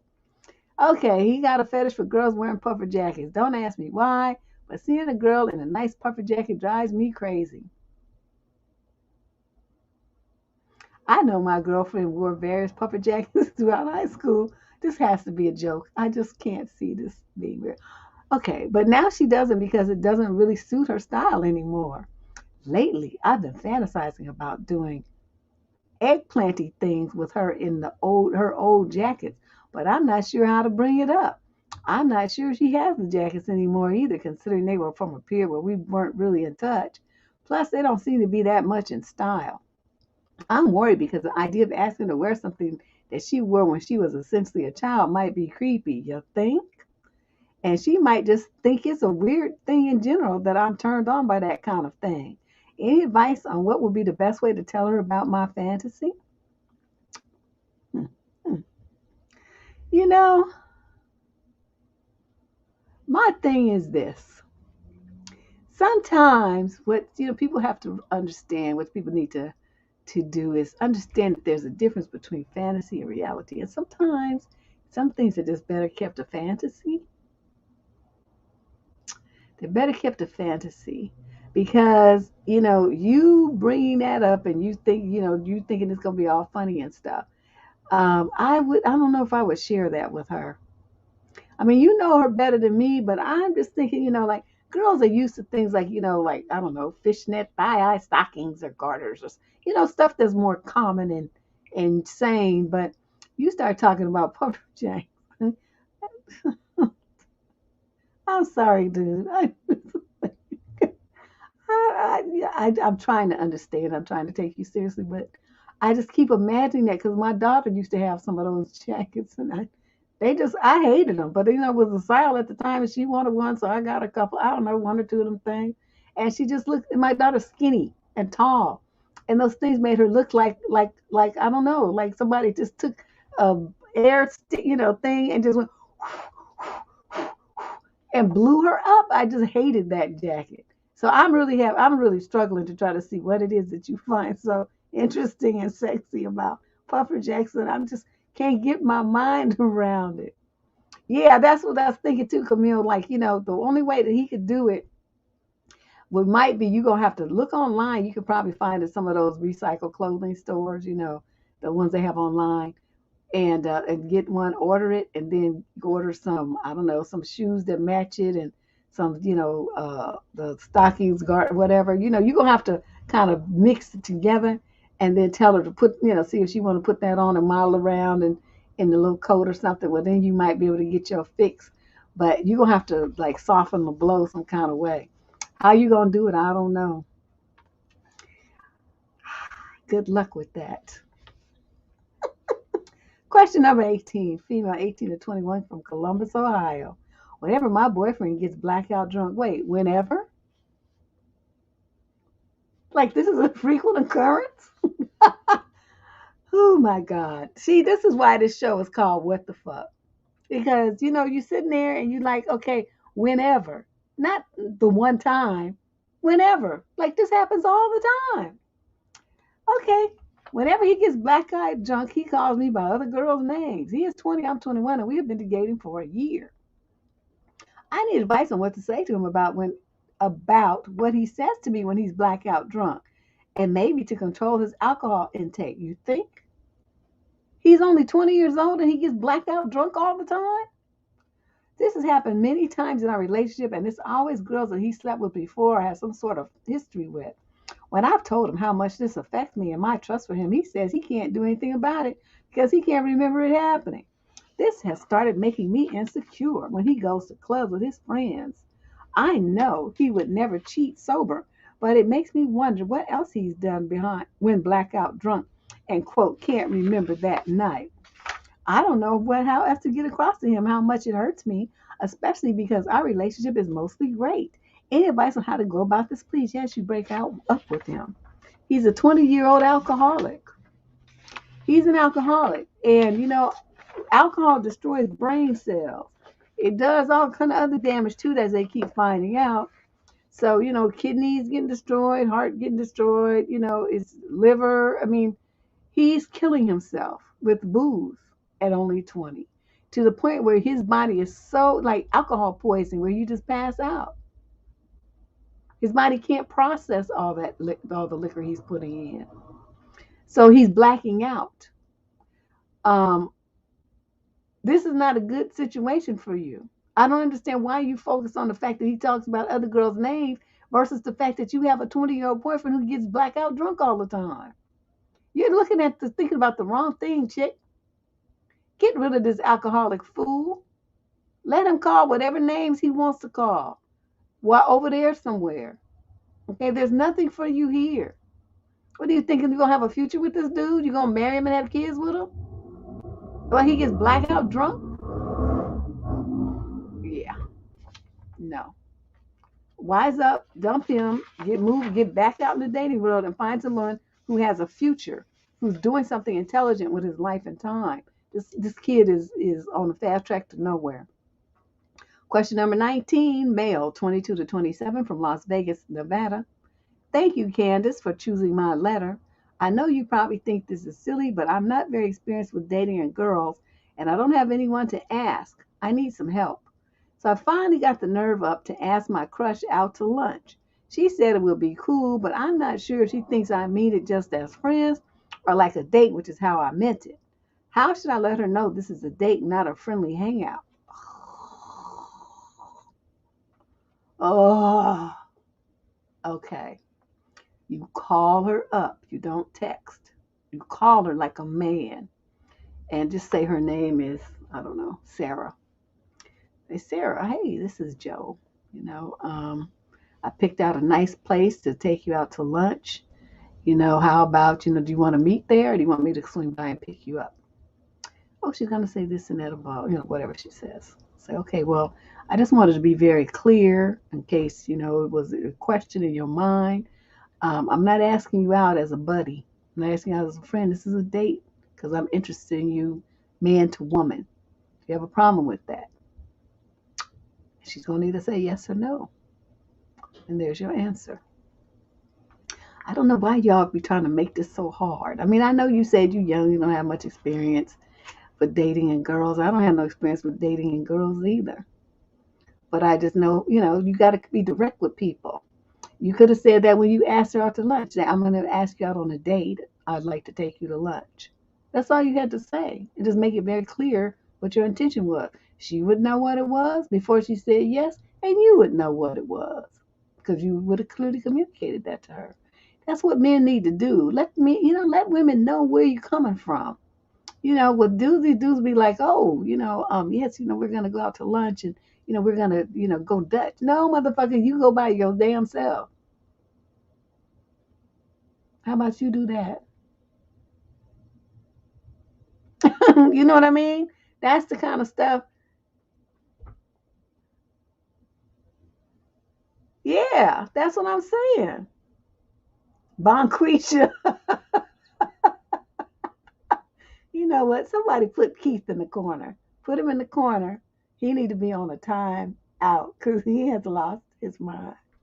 Yeah, I mean, I don't know, dude. Come on now. In the future, okay, if you want to ask a girl out, and all you young men listening to this, you don't say, can we hang out? That's so stupid. It's immature, childish. You in your 20s, okay? You are a grown ass man now. You act like one. You're gonna take a young lady out. You have romantic intentions. You let it be known. Don't be trying to hide and pretend like to play them kitty games. You say, if you hanging out as a friend. You do that shit with your dog, your brother, your male friends. You taking out a girl, your ass is not hanging out. You taking on a date. And that means you're gonna pay. Okay? So you say that. And if you who too cheap to pay for a date for the girl, stay your ass at home. Now, that's what you do. Player from the Himalayas. I don't even know what that, they call that simping. I guess it is, huh? Just like, oh, let's hang out. All wimpy and simpy. Oh, yeah, you're right. Oh, my God. That would just, ooh, I would want to throw up. That just wouldn't work for me. But yeah, just make it known what your goal is, what your intention is. Man the fuck up. Question number 20. You know what? Remember, you guys know Elliot Katz, being the man that your woman wants. He's written that book. He wrote a new one, right? He's going to be part of February. I have interviewed this man about 10 times, I swear, since I was on Blog Talk. It's like every time I do something, Elliot's part of it. But he has a new book out, and we're going to be talking about that, how to get the man to wear the pants so that you don't have to. That's the name of the book. And we're going to have a good conversation. He's more towards the end of February because I want, to have time to deal with him and not have to rush. But I know, Michelle, girl, I told you, I think I used to be a man in my former life. It's just something about it. It just comes too easy. I was just a player. I guess that's when I was a player from the Himalayas, because this stuff, like, nobody taught me this. It just comes to me. So that's what I think. But yeah, I don't know, these dudes. So anyway, so we're going to have Elliot talking about how to position yourself so that your guy is, the man who steps the fuck up so that you don't have to always be the one doing all this everything in the relationship and stuff. And just, it's a turn off from women, and guys just don't even realize how much they could get so much more new if they just acted like fucking men instead of wimps. And it's like women they're turned off and don't want nothing to do with them. And so we're going to talk about that. It's going to be, we always have a great conversation. If you're not sure, you're not a member of this channel yet, please hit that subscriber button so that you can get all the notifications about all the great speakers that I'm going to have coming up starting February. Well, February 1st is What the Fuck Tuesday, but starting on February 2nd. It's going to be very interesting. Got a lot of good guests coming up. Okay, so this is question number 20 from female, 28 to 34 from St. Paul, Minnesota. My boyfriend has commitment issues. I need to know how long I should stick it out with him, Deb. Currently, I'm unhappy in my job. I work in a niche field and will not likely find a similar job in a 50-mile radius from here. I'm 28 and I've been happily dating my boyfriend. He's 29 for 11 months. But every time I mention the future or timeline of marriage and engagement, he verbatim says, quote, I don't know when I will ever be ready for marriage. If you think you want a faster timeline, then I don't want to stop you from being happy. Really? Yet, he is okay with planning on us buying a house. I would contribute most of the cash flow to buy, by the way. Oh, yeah, I bet he is okay with that. Or even adopting a dog together. If you do that, I'm going to slap the shit out of you. I've always been the facilitator / decision maker. Look at this. We just Elliot, Elliot, you need to be on this video, girl. I've always been a facilitator, decision maker in most of my relationships, and to be honest, I'm tired of that weight on my shoulders. How do I tactfully communicate or articulate that I want to keep him in mind when on my new job search? But I would like some reassurances or commitments that he thinks our relationship is serious. Do I give him some time to think about this while I start my job search? Thank you, Deb, for your advice. Young lady, let me explain something to you. You are a good time, and that's it. So, he made it very clear. If you've been with a man for almost a year and he says, I don't know when I will ever be ready for marriage. If you want a faster timeline, then I don't know when ever, then I don't want to stop you from being happy. That is a sign that he does not give a shit. He's not invested. He doesn't love you. You're just something to do. You're convenient for him. Okay? Now, what you would be trying to do as the facilitator, whatever you called it, facilitator, what was your phrase? Decision maker, you're trying to force a situation. He wants to buy a house so he can come up on your money. Keep your money in your pocket, and you look for a job that's going to suit you, that's going to help you get where you want. And then wherever it is you land, you buy a house there only in your name. And secondly, once you get your house only in your name, don't you put nobody else's name on it, and don't you let nobody else move up in it. Okay? You meet some dude and he's like, let's live together. You rent out your house and then you tell him, well, we'll move into yours and I'm not paying half either because I have to pay for my house. So you gonna pay everything on this bitch over here. I'm gonna stay in my house. That's how you handle your business like a woman. You got a man who wants to be, in the man in your life, taking care of you and all this kind of stuff. You make him do it. If he says, well, we should go halves, then no, we shouldn't do that. You're going to stay at your house and I'm going to stay at mine. No, that's the only half we're going to do. Okay?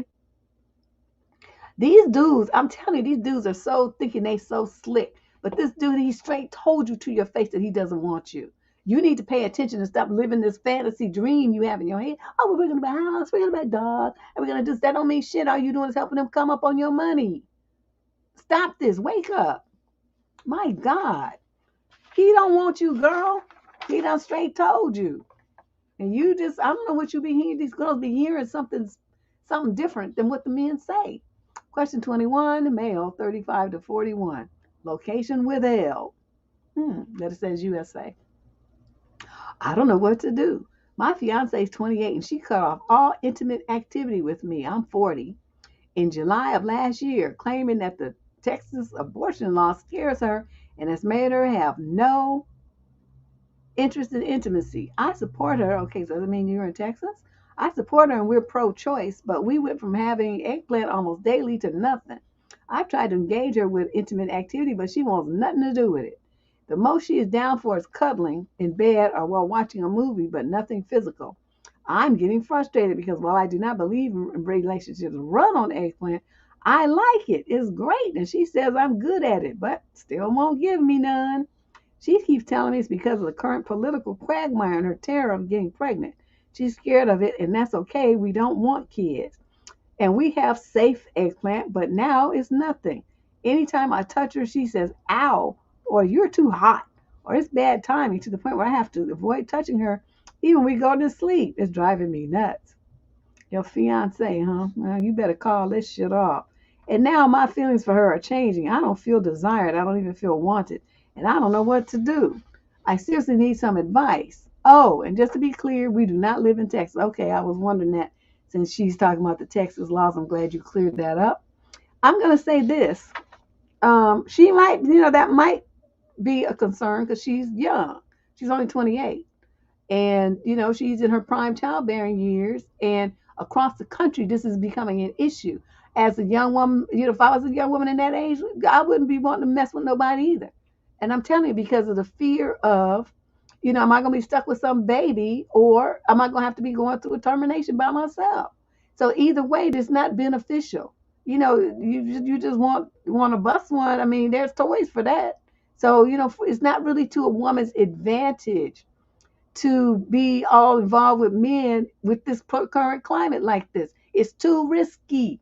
Okay, now especially for women who can't take birth control pills, any kind of hormone kind of stuff. There's somebody, I was one of them. I almost had a stroke at 27 because the pill I was taking, it made my blood pressure so freaking high. It was unbelievable. I had blood pressure like somebody's 80 or something. It was crazy. And I was running 5 miles a day and just like in prime physical condition. But my blood pressure was crazy. And once they took me off the pill, it went back to normal. So no thyroid issue. It was the birth control pill. And so it was, some people just cannot do those hormones in their bodies. They just can't do them. And so, I could understand where her fear is coming from. However, I'm going to say this. That's not a satisfying relationship for you. So no matter how much you might love her, in an emotional, mental, whatever kind of way, there's some deep-seated needs that you have that aren't getting met and aren't going to get met. She's straight telling you it's not going to happen.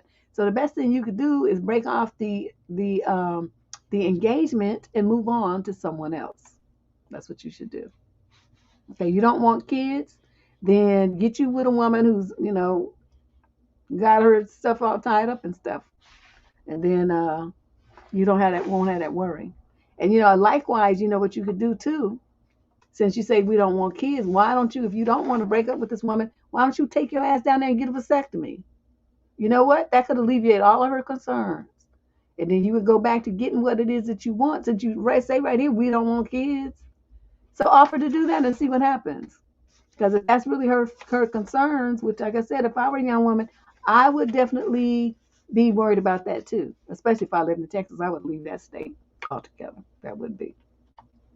She might be using it as an excuse, but like I'm saying, it might not be. Because I'm telling you, If I were young like that and living in any kind of state where they had them kind of rules, or they was thinking about instituting them, or had any kind of curbs on terminations in any way, shape, or form, I would leave that state and I would not be fucking with no man, because the accidents happen. Even when you're on the pill, accidents happen. Any kind of other birth control you use, accidents happen. So my daughter got here. So, I mean, and I'll never get the time I was watching Montel and saw a lady and a man in the front row sitting there holding a baby in the lap. He had had a vasectomy and she'd had a tubal ligation. And so that baby was sitting in her lap just as real as day. And both of them, the kid was probably about, I don't know, 7 or 8 months old. Because, she was still a lap baby and wasn't talking, the goo goo gaga stuff. So he was about 7 or 8, 9 months old, something like that. And both of them people just sitting there looking like this, like deer in headlights, like they just couldn't believe it. So I'm telling you, shit happens. But if you want to mitigate that, um, you know, dude, get you a vasectomy and call it a day. There, that's what you want. That's what you get. Question 22, female 50 to 58, from Brighton, East Sussex. East Sussex. Sussex, England. I can't seem to make sense of my relationship with my boyfriend. We've been together for 3 years in a long distance relationship, which I have never been comfortable with, as everything has to be planned and I don't like driving. So he does all the traveling. Anyway, we initially got on well, a lot of things and past experiences in common, etc. We're both in our late 50s, no kids at home. We talked about our future together. We got engaged, made plans for living together, sell both homes and buy one together. In the meantime, he came to mine every weekend, and sometimes I would go and stay at his. Then one day after an argument, he stated that he wasn't interested in living together anymore. He liked living on his own and wanted to stay engaged and continue the relationship as it was. He knows I struggle financially and with my health and suffer from anxiety, and I feel that he gets fed up because I'm not as active as him. He says he's not bothered, but when I complain about pain or that I have medical appointments, he just switches off. I've noticed that he never leaves his phone unattended either. He keeps it locked. I would have no idea how to get into it anyway. I have had conversations with him that I feel our relationship is going nowhere and that him changing his mind about living together, getting married, etc., has caused resentment. I've even said maybe it would be best if we go our separate ways. He then gets upset and says he wants to stay and carry on as we are. I just feel I am banging my head against a brick wall. I'm starting to resent him and feel I am starting to check out emotionally. He has also lied to me on several occasions. Oh, this is just going from bad to worse. He's lied to me on several occasions, so there's a trust issue as well. He says if we split up, then he wouldn't have another relationship. So I don't think he's seeing anyone else, but I sometimes wonder if he's looking on dating sites. Another thing that bothers me is that he watches popcorn, which for me is a real turnoff. He doesn't watch it whilst with me. I also have lost the desire to have whoopee with him. Oh dear, this doesn't read very well, does it? That's cute. Any views or advice on this situation would be appreciated. Yes. Okay, this is the main thing I'm going to say here. Main thing that I want to say. Okay, you say maybe it would be the best, to break up because you're not happy. And then you listed all this other stuff in the last part of the letter. Okay, so he says, well, he wants to carry on as we are. But see, there's two people in the relationship. There's two people. And both people's needs have to be getting met and both people have to feel comfortable. You don't. You don't feel comfortable. You're not getting your needs met. He's changed on you. He's a weirdo. He lies. I mean, all these kind of stuff, things are going on. There's no future in this relationship for you. So someone who's already suffering from health problems, he is merely an added stressor that you don't need. Okay? These kinds of relationships will exacerbate your health problems because of the additional stress. You don't need that. You're already battling by yourself. So this is what you're going to do. Since he lives, long distance is no big deal. So you tell him that you have decided that you don't want this, what he's offering you is not what you want. You don't want to carry on as you are. You want to be with someone, and that's what you want. And you're not going to settle for less. And then you thank him for the wonderful year, whatever time y'all spent together, and wish him the best. And then you block his number and you go on with your life. That's what you do. This is a no-brainer. Chick, you don't have to take this. It's not like he's the only man in the world. He's an old dusty watching popcorn and being on dating sites and shit like that. Please. I mean, really? Grandpa? Really? That's what you doing with yourself? You better than me, because he would have got lit up. Donate him. Don't nobody want that. That's that kind of shit. Haven't you ever tried to donate something down the Salvation Army and they take a look at it and say, oh no, we don't accept things like that? That's what would happen with him. Oh, we don't accept things like that. Question number 23, male, 35 to 41, from Scarsdale, New York. My wife and I have been married for 2 years after dating for 3, but since we said I do, she has developed this nasty attitude towards everyone that has completely changed my perception of her. Without fail, we will come across some small customer service error that causes her to fly off the handle and go into a diatribe about nobody here can fucking do anything. And this would never happen in a civilized place, referring to her home country, Italy. Wow. Afterwards, she will sulk for hours and be basically unapproachable. And God forbid I encounter an issue and let it slide. Then in that case, I'm, quote, taking it up the ass like a loser. Oh, wow, she says that to you? And we're literally talking about getting like a small hummus from the gyro shop when I ordered a regular. I'm basically done with this bullshit. And she melted down when I said she needs to stop this behavior because I don't enjoy being around her anymore. It's been about 7 months since this started, and it all began with a rental car snafu at LaGuardia, where she didn't get what she thought she paid for. It was booked through a shady app, and snapped so hard she had to be told to leave the establishment. We are both attorneys, and she never acted like this before we got married. What do I do about this? I wish you knew to say what kind of attorney you are, because hopefully you will be a divorce attorney, because that's what you need to do.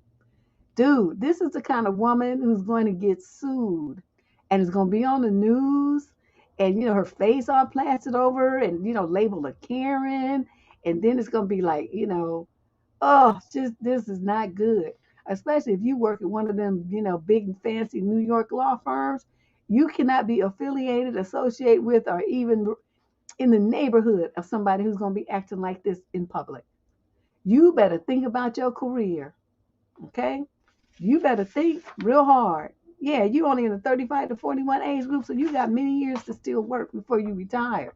You need to save yourself. That's all I'm going to say. This chick is going, I don't know, does she have some kind of mental illness or something? Something is wrong. She's not taking her meds or something is wrong. And this only started happening since y'all got married. I would just be unmarried real quick, because I'm telling you, she is going to fuck you up. And your face, this the wife of so-and-so was caught in the store, and it's going to be all on social media. Dude, you better back out now. Question number 24, female, 22 to 27, from Kansas City, Missouri. I'm trying online dating again.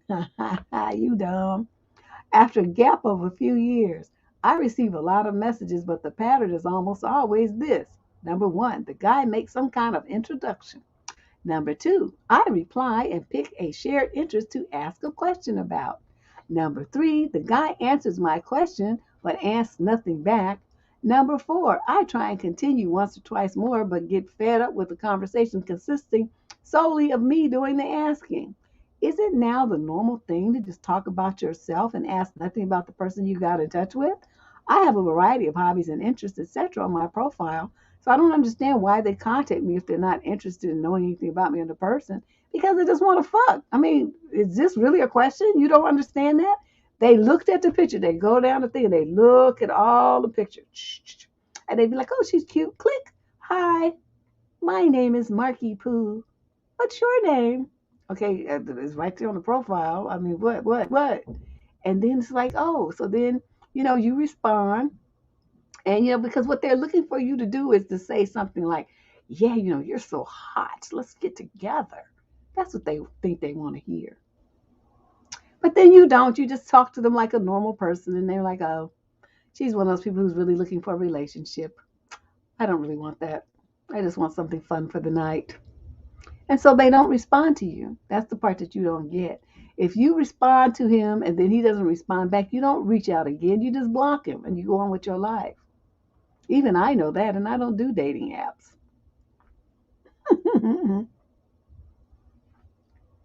Oh, they don't know how to communicate. Yeah, I just got a taste of it just from the couple of, the week or two I've been on Quora and having to deal, like I said, they make you keep your thing open so that people can ask you questions. And that's what they're paying you for. And I'm like, oh my God, so stupid. I don't know how y'all do it. I can't. Okay, question 25. We're winding down. This is our next to last question. Normally, this would be the last question, but we have a bonus question today. Question number 25 is a young man in the 28 to 34 age group from San Mateo, California. I'm 29. I've been dating this girl who's 30 for over 2 months. A girl, okay, a young lady, age 30. That's what you should have wrote. 2 weeks ago, I asked her how she feels about me, and she said she likes me, and she gave a bunch of reasons why. I also told her that I like her.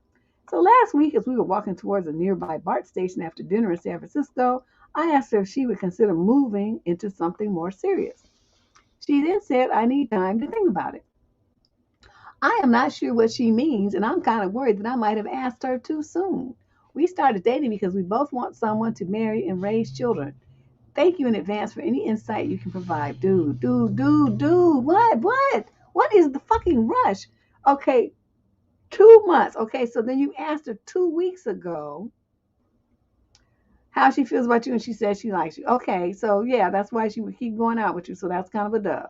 So then last week, so this means a total of you've been going out with her for 7 weeks, and you asked her if she would consider moving into something serious. Moving into something serious. What the hell does that mean? What does that mean? What does that mean? And she says, I need time to think about it. You know why she needs time to think about it? Because she's going to call up all her friends and say, he said moving into something serious. What do you think he means? See, but let me tell you how to be smooth with it. This is how you be smooth with it. God, I'm telling you. Yeah, that girl, Danny, I'm telling you, that is so rude. That calling the adult women a girl. It shows his mentality is all, he's stupid. I hate to say it, dude, but you need to adjust your mentality. Though we calling grown women girls. By the time somebody's 16, maybe 17, they're not, that's it. That's the end of girlhood. By the time they turn 18, they're a young woman. Okay, don't ever call somebody 18 or over a girl. That's so fucking rude, especially if they black or Latina. Because that's some real bullshit right there. Okay, so let's me get back to this. Okay. So you say consider moving into something serious. Okay, you know how vague and esoteric and meaningless that is? That doesn't tell her anything. So what you should have said is, set her down. You walk into the BART station and you just gonna just drop that bomb on her all casual. This is some shit you should have said while you were sitting there at dinner, looking her in the eye, reach across the table and hold her hands like, I'm just really, really digging you and really think, I just haven't felt like this about anybody in years. I would like to see where this is going to go, and I would like us to think about being exclusive with each other and giving this 100%. What do you think? You ready for that? You want more time? Is this something you just not even interested in at all? Let me know. Okay, now most men won't do that. You know why? Because y'all be scared. You don't have you put your ego. You're so scared of rejection. You think you're gonna drop and blow away, or somebody's gonna like darts are gonna fall down from the sky, arrows and flame arrows or something. I don't know what y'all be thinking, but you know what? It just helps you to number one communicate clearly with the woman what you want with her. We don't know half the time because y'all be so fucking scared to say anything. We have to guess what you mean, and it's very uncomfortable. It makes it, when you know that the guy is into you, he wants, this and that's what he's looking for you. I want to marry you. I propose to you.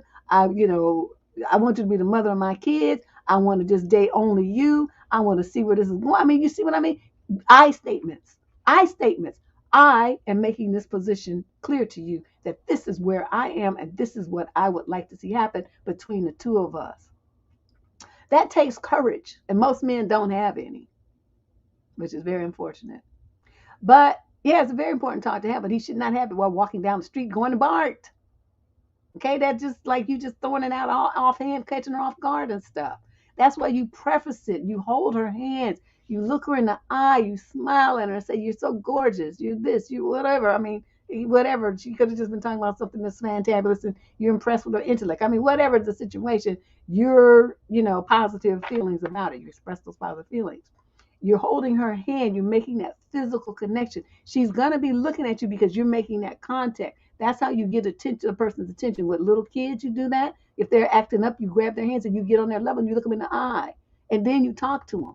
I had to do that with my little cousins over the holidays, running around acting like a zip damn fool, all of them. And so you do that, right? She's gonna be tuned in to you. She's tuned in now. That's when you say what you got to say, and you give her the option to, does she want to be your girl? You want to see what we can do here. We not kids. We not growing no younger. Let's do this. I've made the decision. I'm ready. Are you? And she might say no. I need more time. And you can say that's fine because it has only been 7 weeks. I don't want to put no pressure on you, but I just wanted you to know where my head is. So you can. I don't want you to feel like you have to guess how I feel about you. Okay? You see how she gonna go crazy. She's gonna go home and call up all her girlfriends. They're gonna have like a 19-way conversation on Zoom or something, and then they all gonna be gossiping about it and cry tears and saying, oh my God, be sure to tell me when he proposes and all that kind of stuff. That's how women are. But dudes are just so fucking bullshit and weak. And just so, yeah, they just scared of every goddamn thing. It just, such a turn off. You guys just don't even understand how much of a turnoff you are with your weakness and your frightness and all this old stuff. Just scared of your own shadow. It just does not inspire real confidence in you when you can't even say what you feel. Ooh, she might reject me. Like you gonna die. Oh, you don't be afraid. Yeah, I mean, they are afraid of being because they're afraid of being rejected. But what I'm saying is, you're gonna get if she's gonna reject you, it's gonna happen sooner or later. What you want to do is get it out the way. So you don't keep wasting money taking her out and wasting your time. You can move on to the next one. Okay, so I see there's no loss there by putting your cards on the table. You either gonna get the girl or the girl's gonna say no. And then in which case you can know what time it is and you be like, well, it was great knowing your ass. I'm out. And you take her to bar, put her on the train, and deuce out. You don't have to be all evil and fucked up about it because obviously you liked her and she liked you enough to keep going out with you. But maybe she's just not ready for what you're ready for. People I call it like the train station. Okay, so y'all riding the train, right? This is my analogy I use a lot because guys are real. They need something to visualize. Okay, so you all on the train. Okay, you on the train, and you riding the train together. And then here come a stop up there, okay?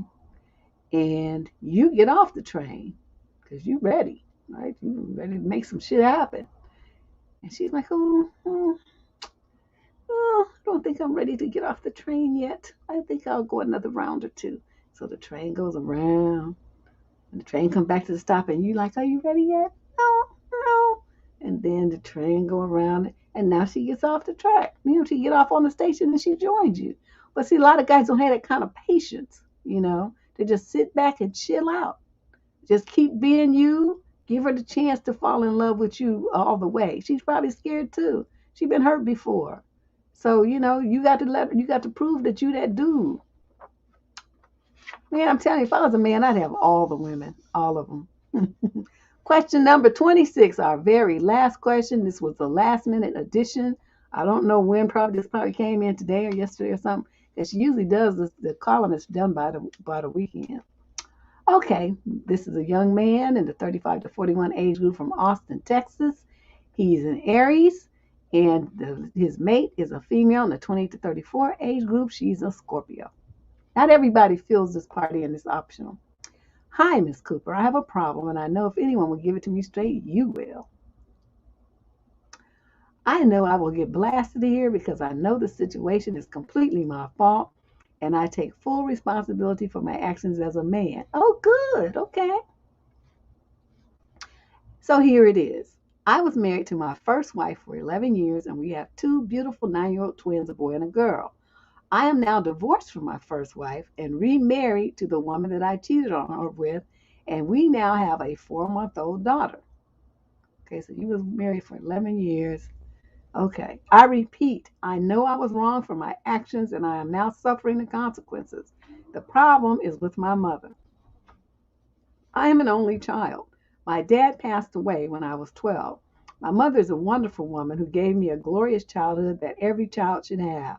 After I got married and had kids, she wholeheartedly continued with that love by being a doting and generous mother in law and grandmother. Wow. Hmm. However, everything stops there. When I say my mother is furious with me for my actions in cheating on my first wife and hurting my family, that is an understatement. Even though my ex and I have finally come to a point where we can co-parent amicably and I get my twins 1 week a month, my mother will still not forgive me. She will have nothing to do with me or my new wife and child. When I visit her social media, it is to see pictures of her and my ex with the kids traveling all over the world having a grand old time. I should mention my mother is quite wealthy, so she can afford to be lavish and spoil her family. In any case, my new wife is very hurt and disappointed because she wants that same love and attention showered on our child. Her family is nice but lives across the country, but my mother continues to ignore us. She has yet to meet her new grandchild and seems to have no interest in doing so. However, she did send a 25,000 savings bond with short note to put the money away for my child's future because her estate will be left to my ex, my twins, and various other charities. Nothing for me or my new family. Oh, damn, she's a savage. I'm now having deep depressive episodes and it is affecting my marriage. My question is, should I keep trying to communicate with my mother or just leave her alone and hope she will someday forgive me? I don't want my new children to suffer and miss out on a wonderful grandmother because I fucked up. Your opinion would be greatly appreciated. Oh, dude, this is a wrap. I'm thinking about, okay, the way that you describe your mother. This is a woman who took great pride in her son. She took her role as your mother, of showing you things to be, doing everything that's within her power to make you be a great man, giving you all the opportunities that she could provide for you. She, realizing that you lost your dad at a crucial age, still stepped up to do what she could do to help you achieve and make all your dreams come true. Okay, she put a lot into you. You were making her proud. You got married, you had a wonderful wife, you had beautiful children. She's like bragging about you. She's so proud of you. Look at my wonderful ass son. And then you did a bonehead donkey shit thing by cheating on your wife and making her, like, you broke her heart. Not only did you break your wife's heart, your ex-wife's heart, you broke your mother's heart. It's like I could feel her pain through the letter. And dude, ooh, it's just giving me shivers. I can just imagine how much she cried when this happened and how brokenhearted this woman is about what you did. And I want to tell you something too. Yeah, your new wife is hurt and she wants all that same love and attention showered to her. It's never gonna happen. Y'all can forget that. That ship has sailed. You know why? Because she has to remember that she was a catalyst in all the pain and hurt and agony and brokenheartedness that you caused your mother, your ex-wife, and your kids by your ex-wife. She has a role in that.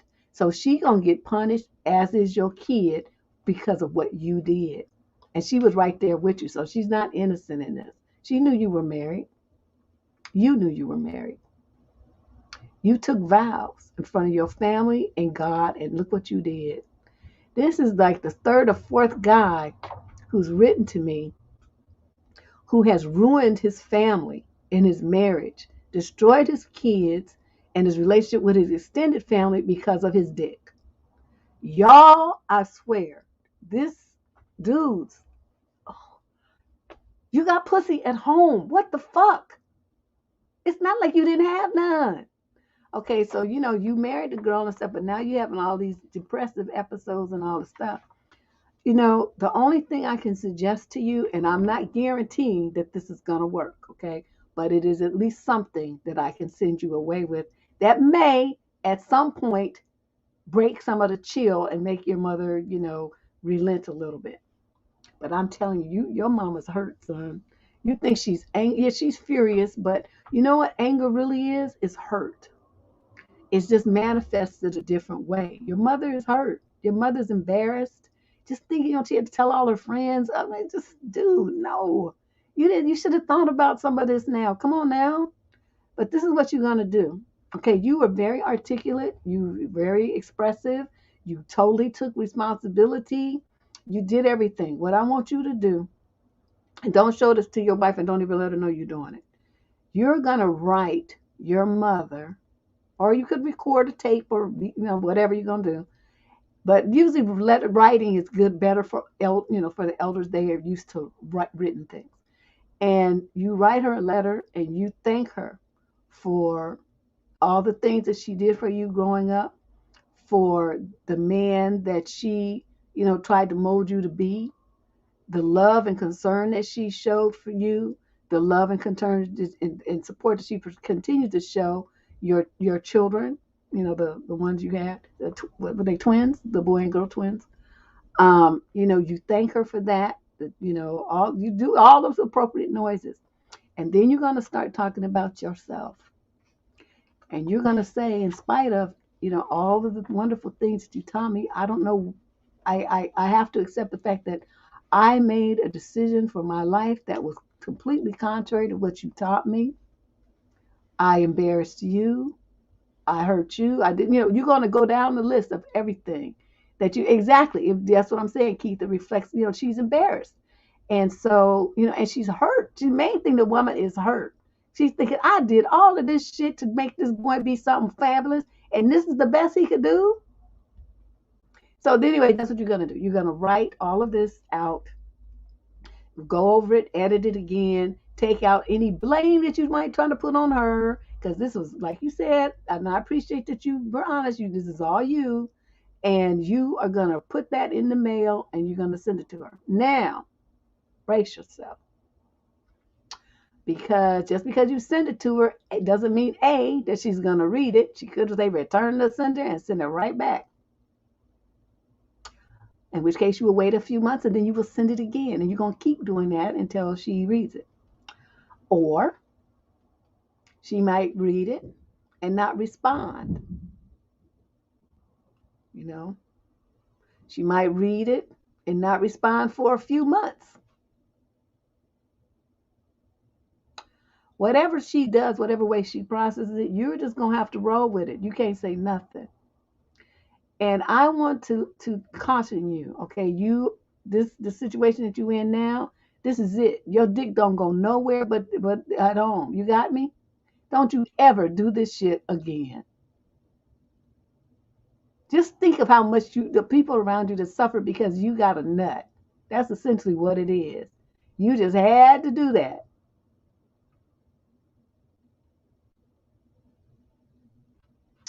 So I hope I explained, the feelings behind your mother. You're looking at it as being furious, which I'm sure she was.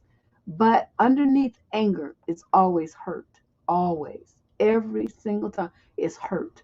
Hurt feelings, hurt. Somebody feels disrespected. Somebody feels mistreated. Someone feels abused. Whatever is the thing. There's always hurt behind anger. So, think about that, and then you think about that, what I said, a couple of days, and then you start writing your letter, and you apologize like there is no tomorrow, and accept the fact that this is, your lot. There's no point in getting depressed about it now. Your ass wasn't depressed when you was fucking, okay? I mean, I hate to be blunt, but there you go. You wasn't depressed then, so you don't need to be depressed now. This is what's called manning up. And owning your choices, owning your decisions, having a sense of, integrity. You made a decision. You made a choice. So now it's time to own it. right? That's very unfortunate. I would have liked to not have to end my show today on such a serious note, but it is what it is, you know? Yeah, he married what was the side chick. That is what he did. Um, what was I getting ready to say? Yes. Okay. So right, you guys, be sure to hit that subscription button before you jump up out of here. Like the video. Please share a link. Don't have to be this one. It could be any video on this channel. Share one of the links and get yourself ready for the fifth annual Video a Day February. It's the fifth time where we have a video every single day of the month. It's like speakers. We're going to have a panel discussion. Seems like a roundup all the people. I've got so many great guests lined up. It's not even funny. People are going to talk about how to get your money straight, how you get your self-esteem straight, how you stop feeling guilty, how you stop beating yourself up and get yourself together. I mean, all kinds of stuff, how to be more creative, how to get your side hustle up. I mean, all kinds of stuff to make you win at life. That is the theme of the whole month, and everybody's going to be focusing on that. I hope you guys all can make it to the live stream so you can ask the guests questions. It's the kind of thing, they're going to have interactive things so you can ask them questions either by calling in or writing in, and ask them questions about what they're talking about or what, something particular to yourself.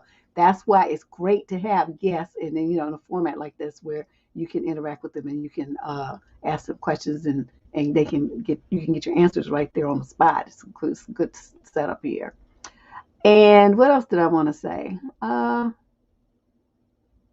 I don't know. I'm just like that last letter just messed me up, dude. But anyway, yeah, you guys hit that subscription button before you jump up out of here. I'm not going to be doing anything the weekends, the next couple of weekends, because of the fact that I have interviews all set up for the pre-recorded, uploaded videos for February. So I'm busy, busy, busy, busy. But I hope to see you very strong here at Lab Ready to Get Your Laugh On next Tuesday, okay? See you guys later. Share a video and be sure to try to hump up some subscribers for the membership drive. That's what we have it.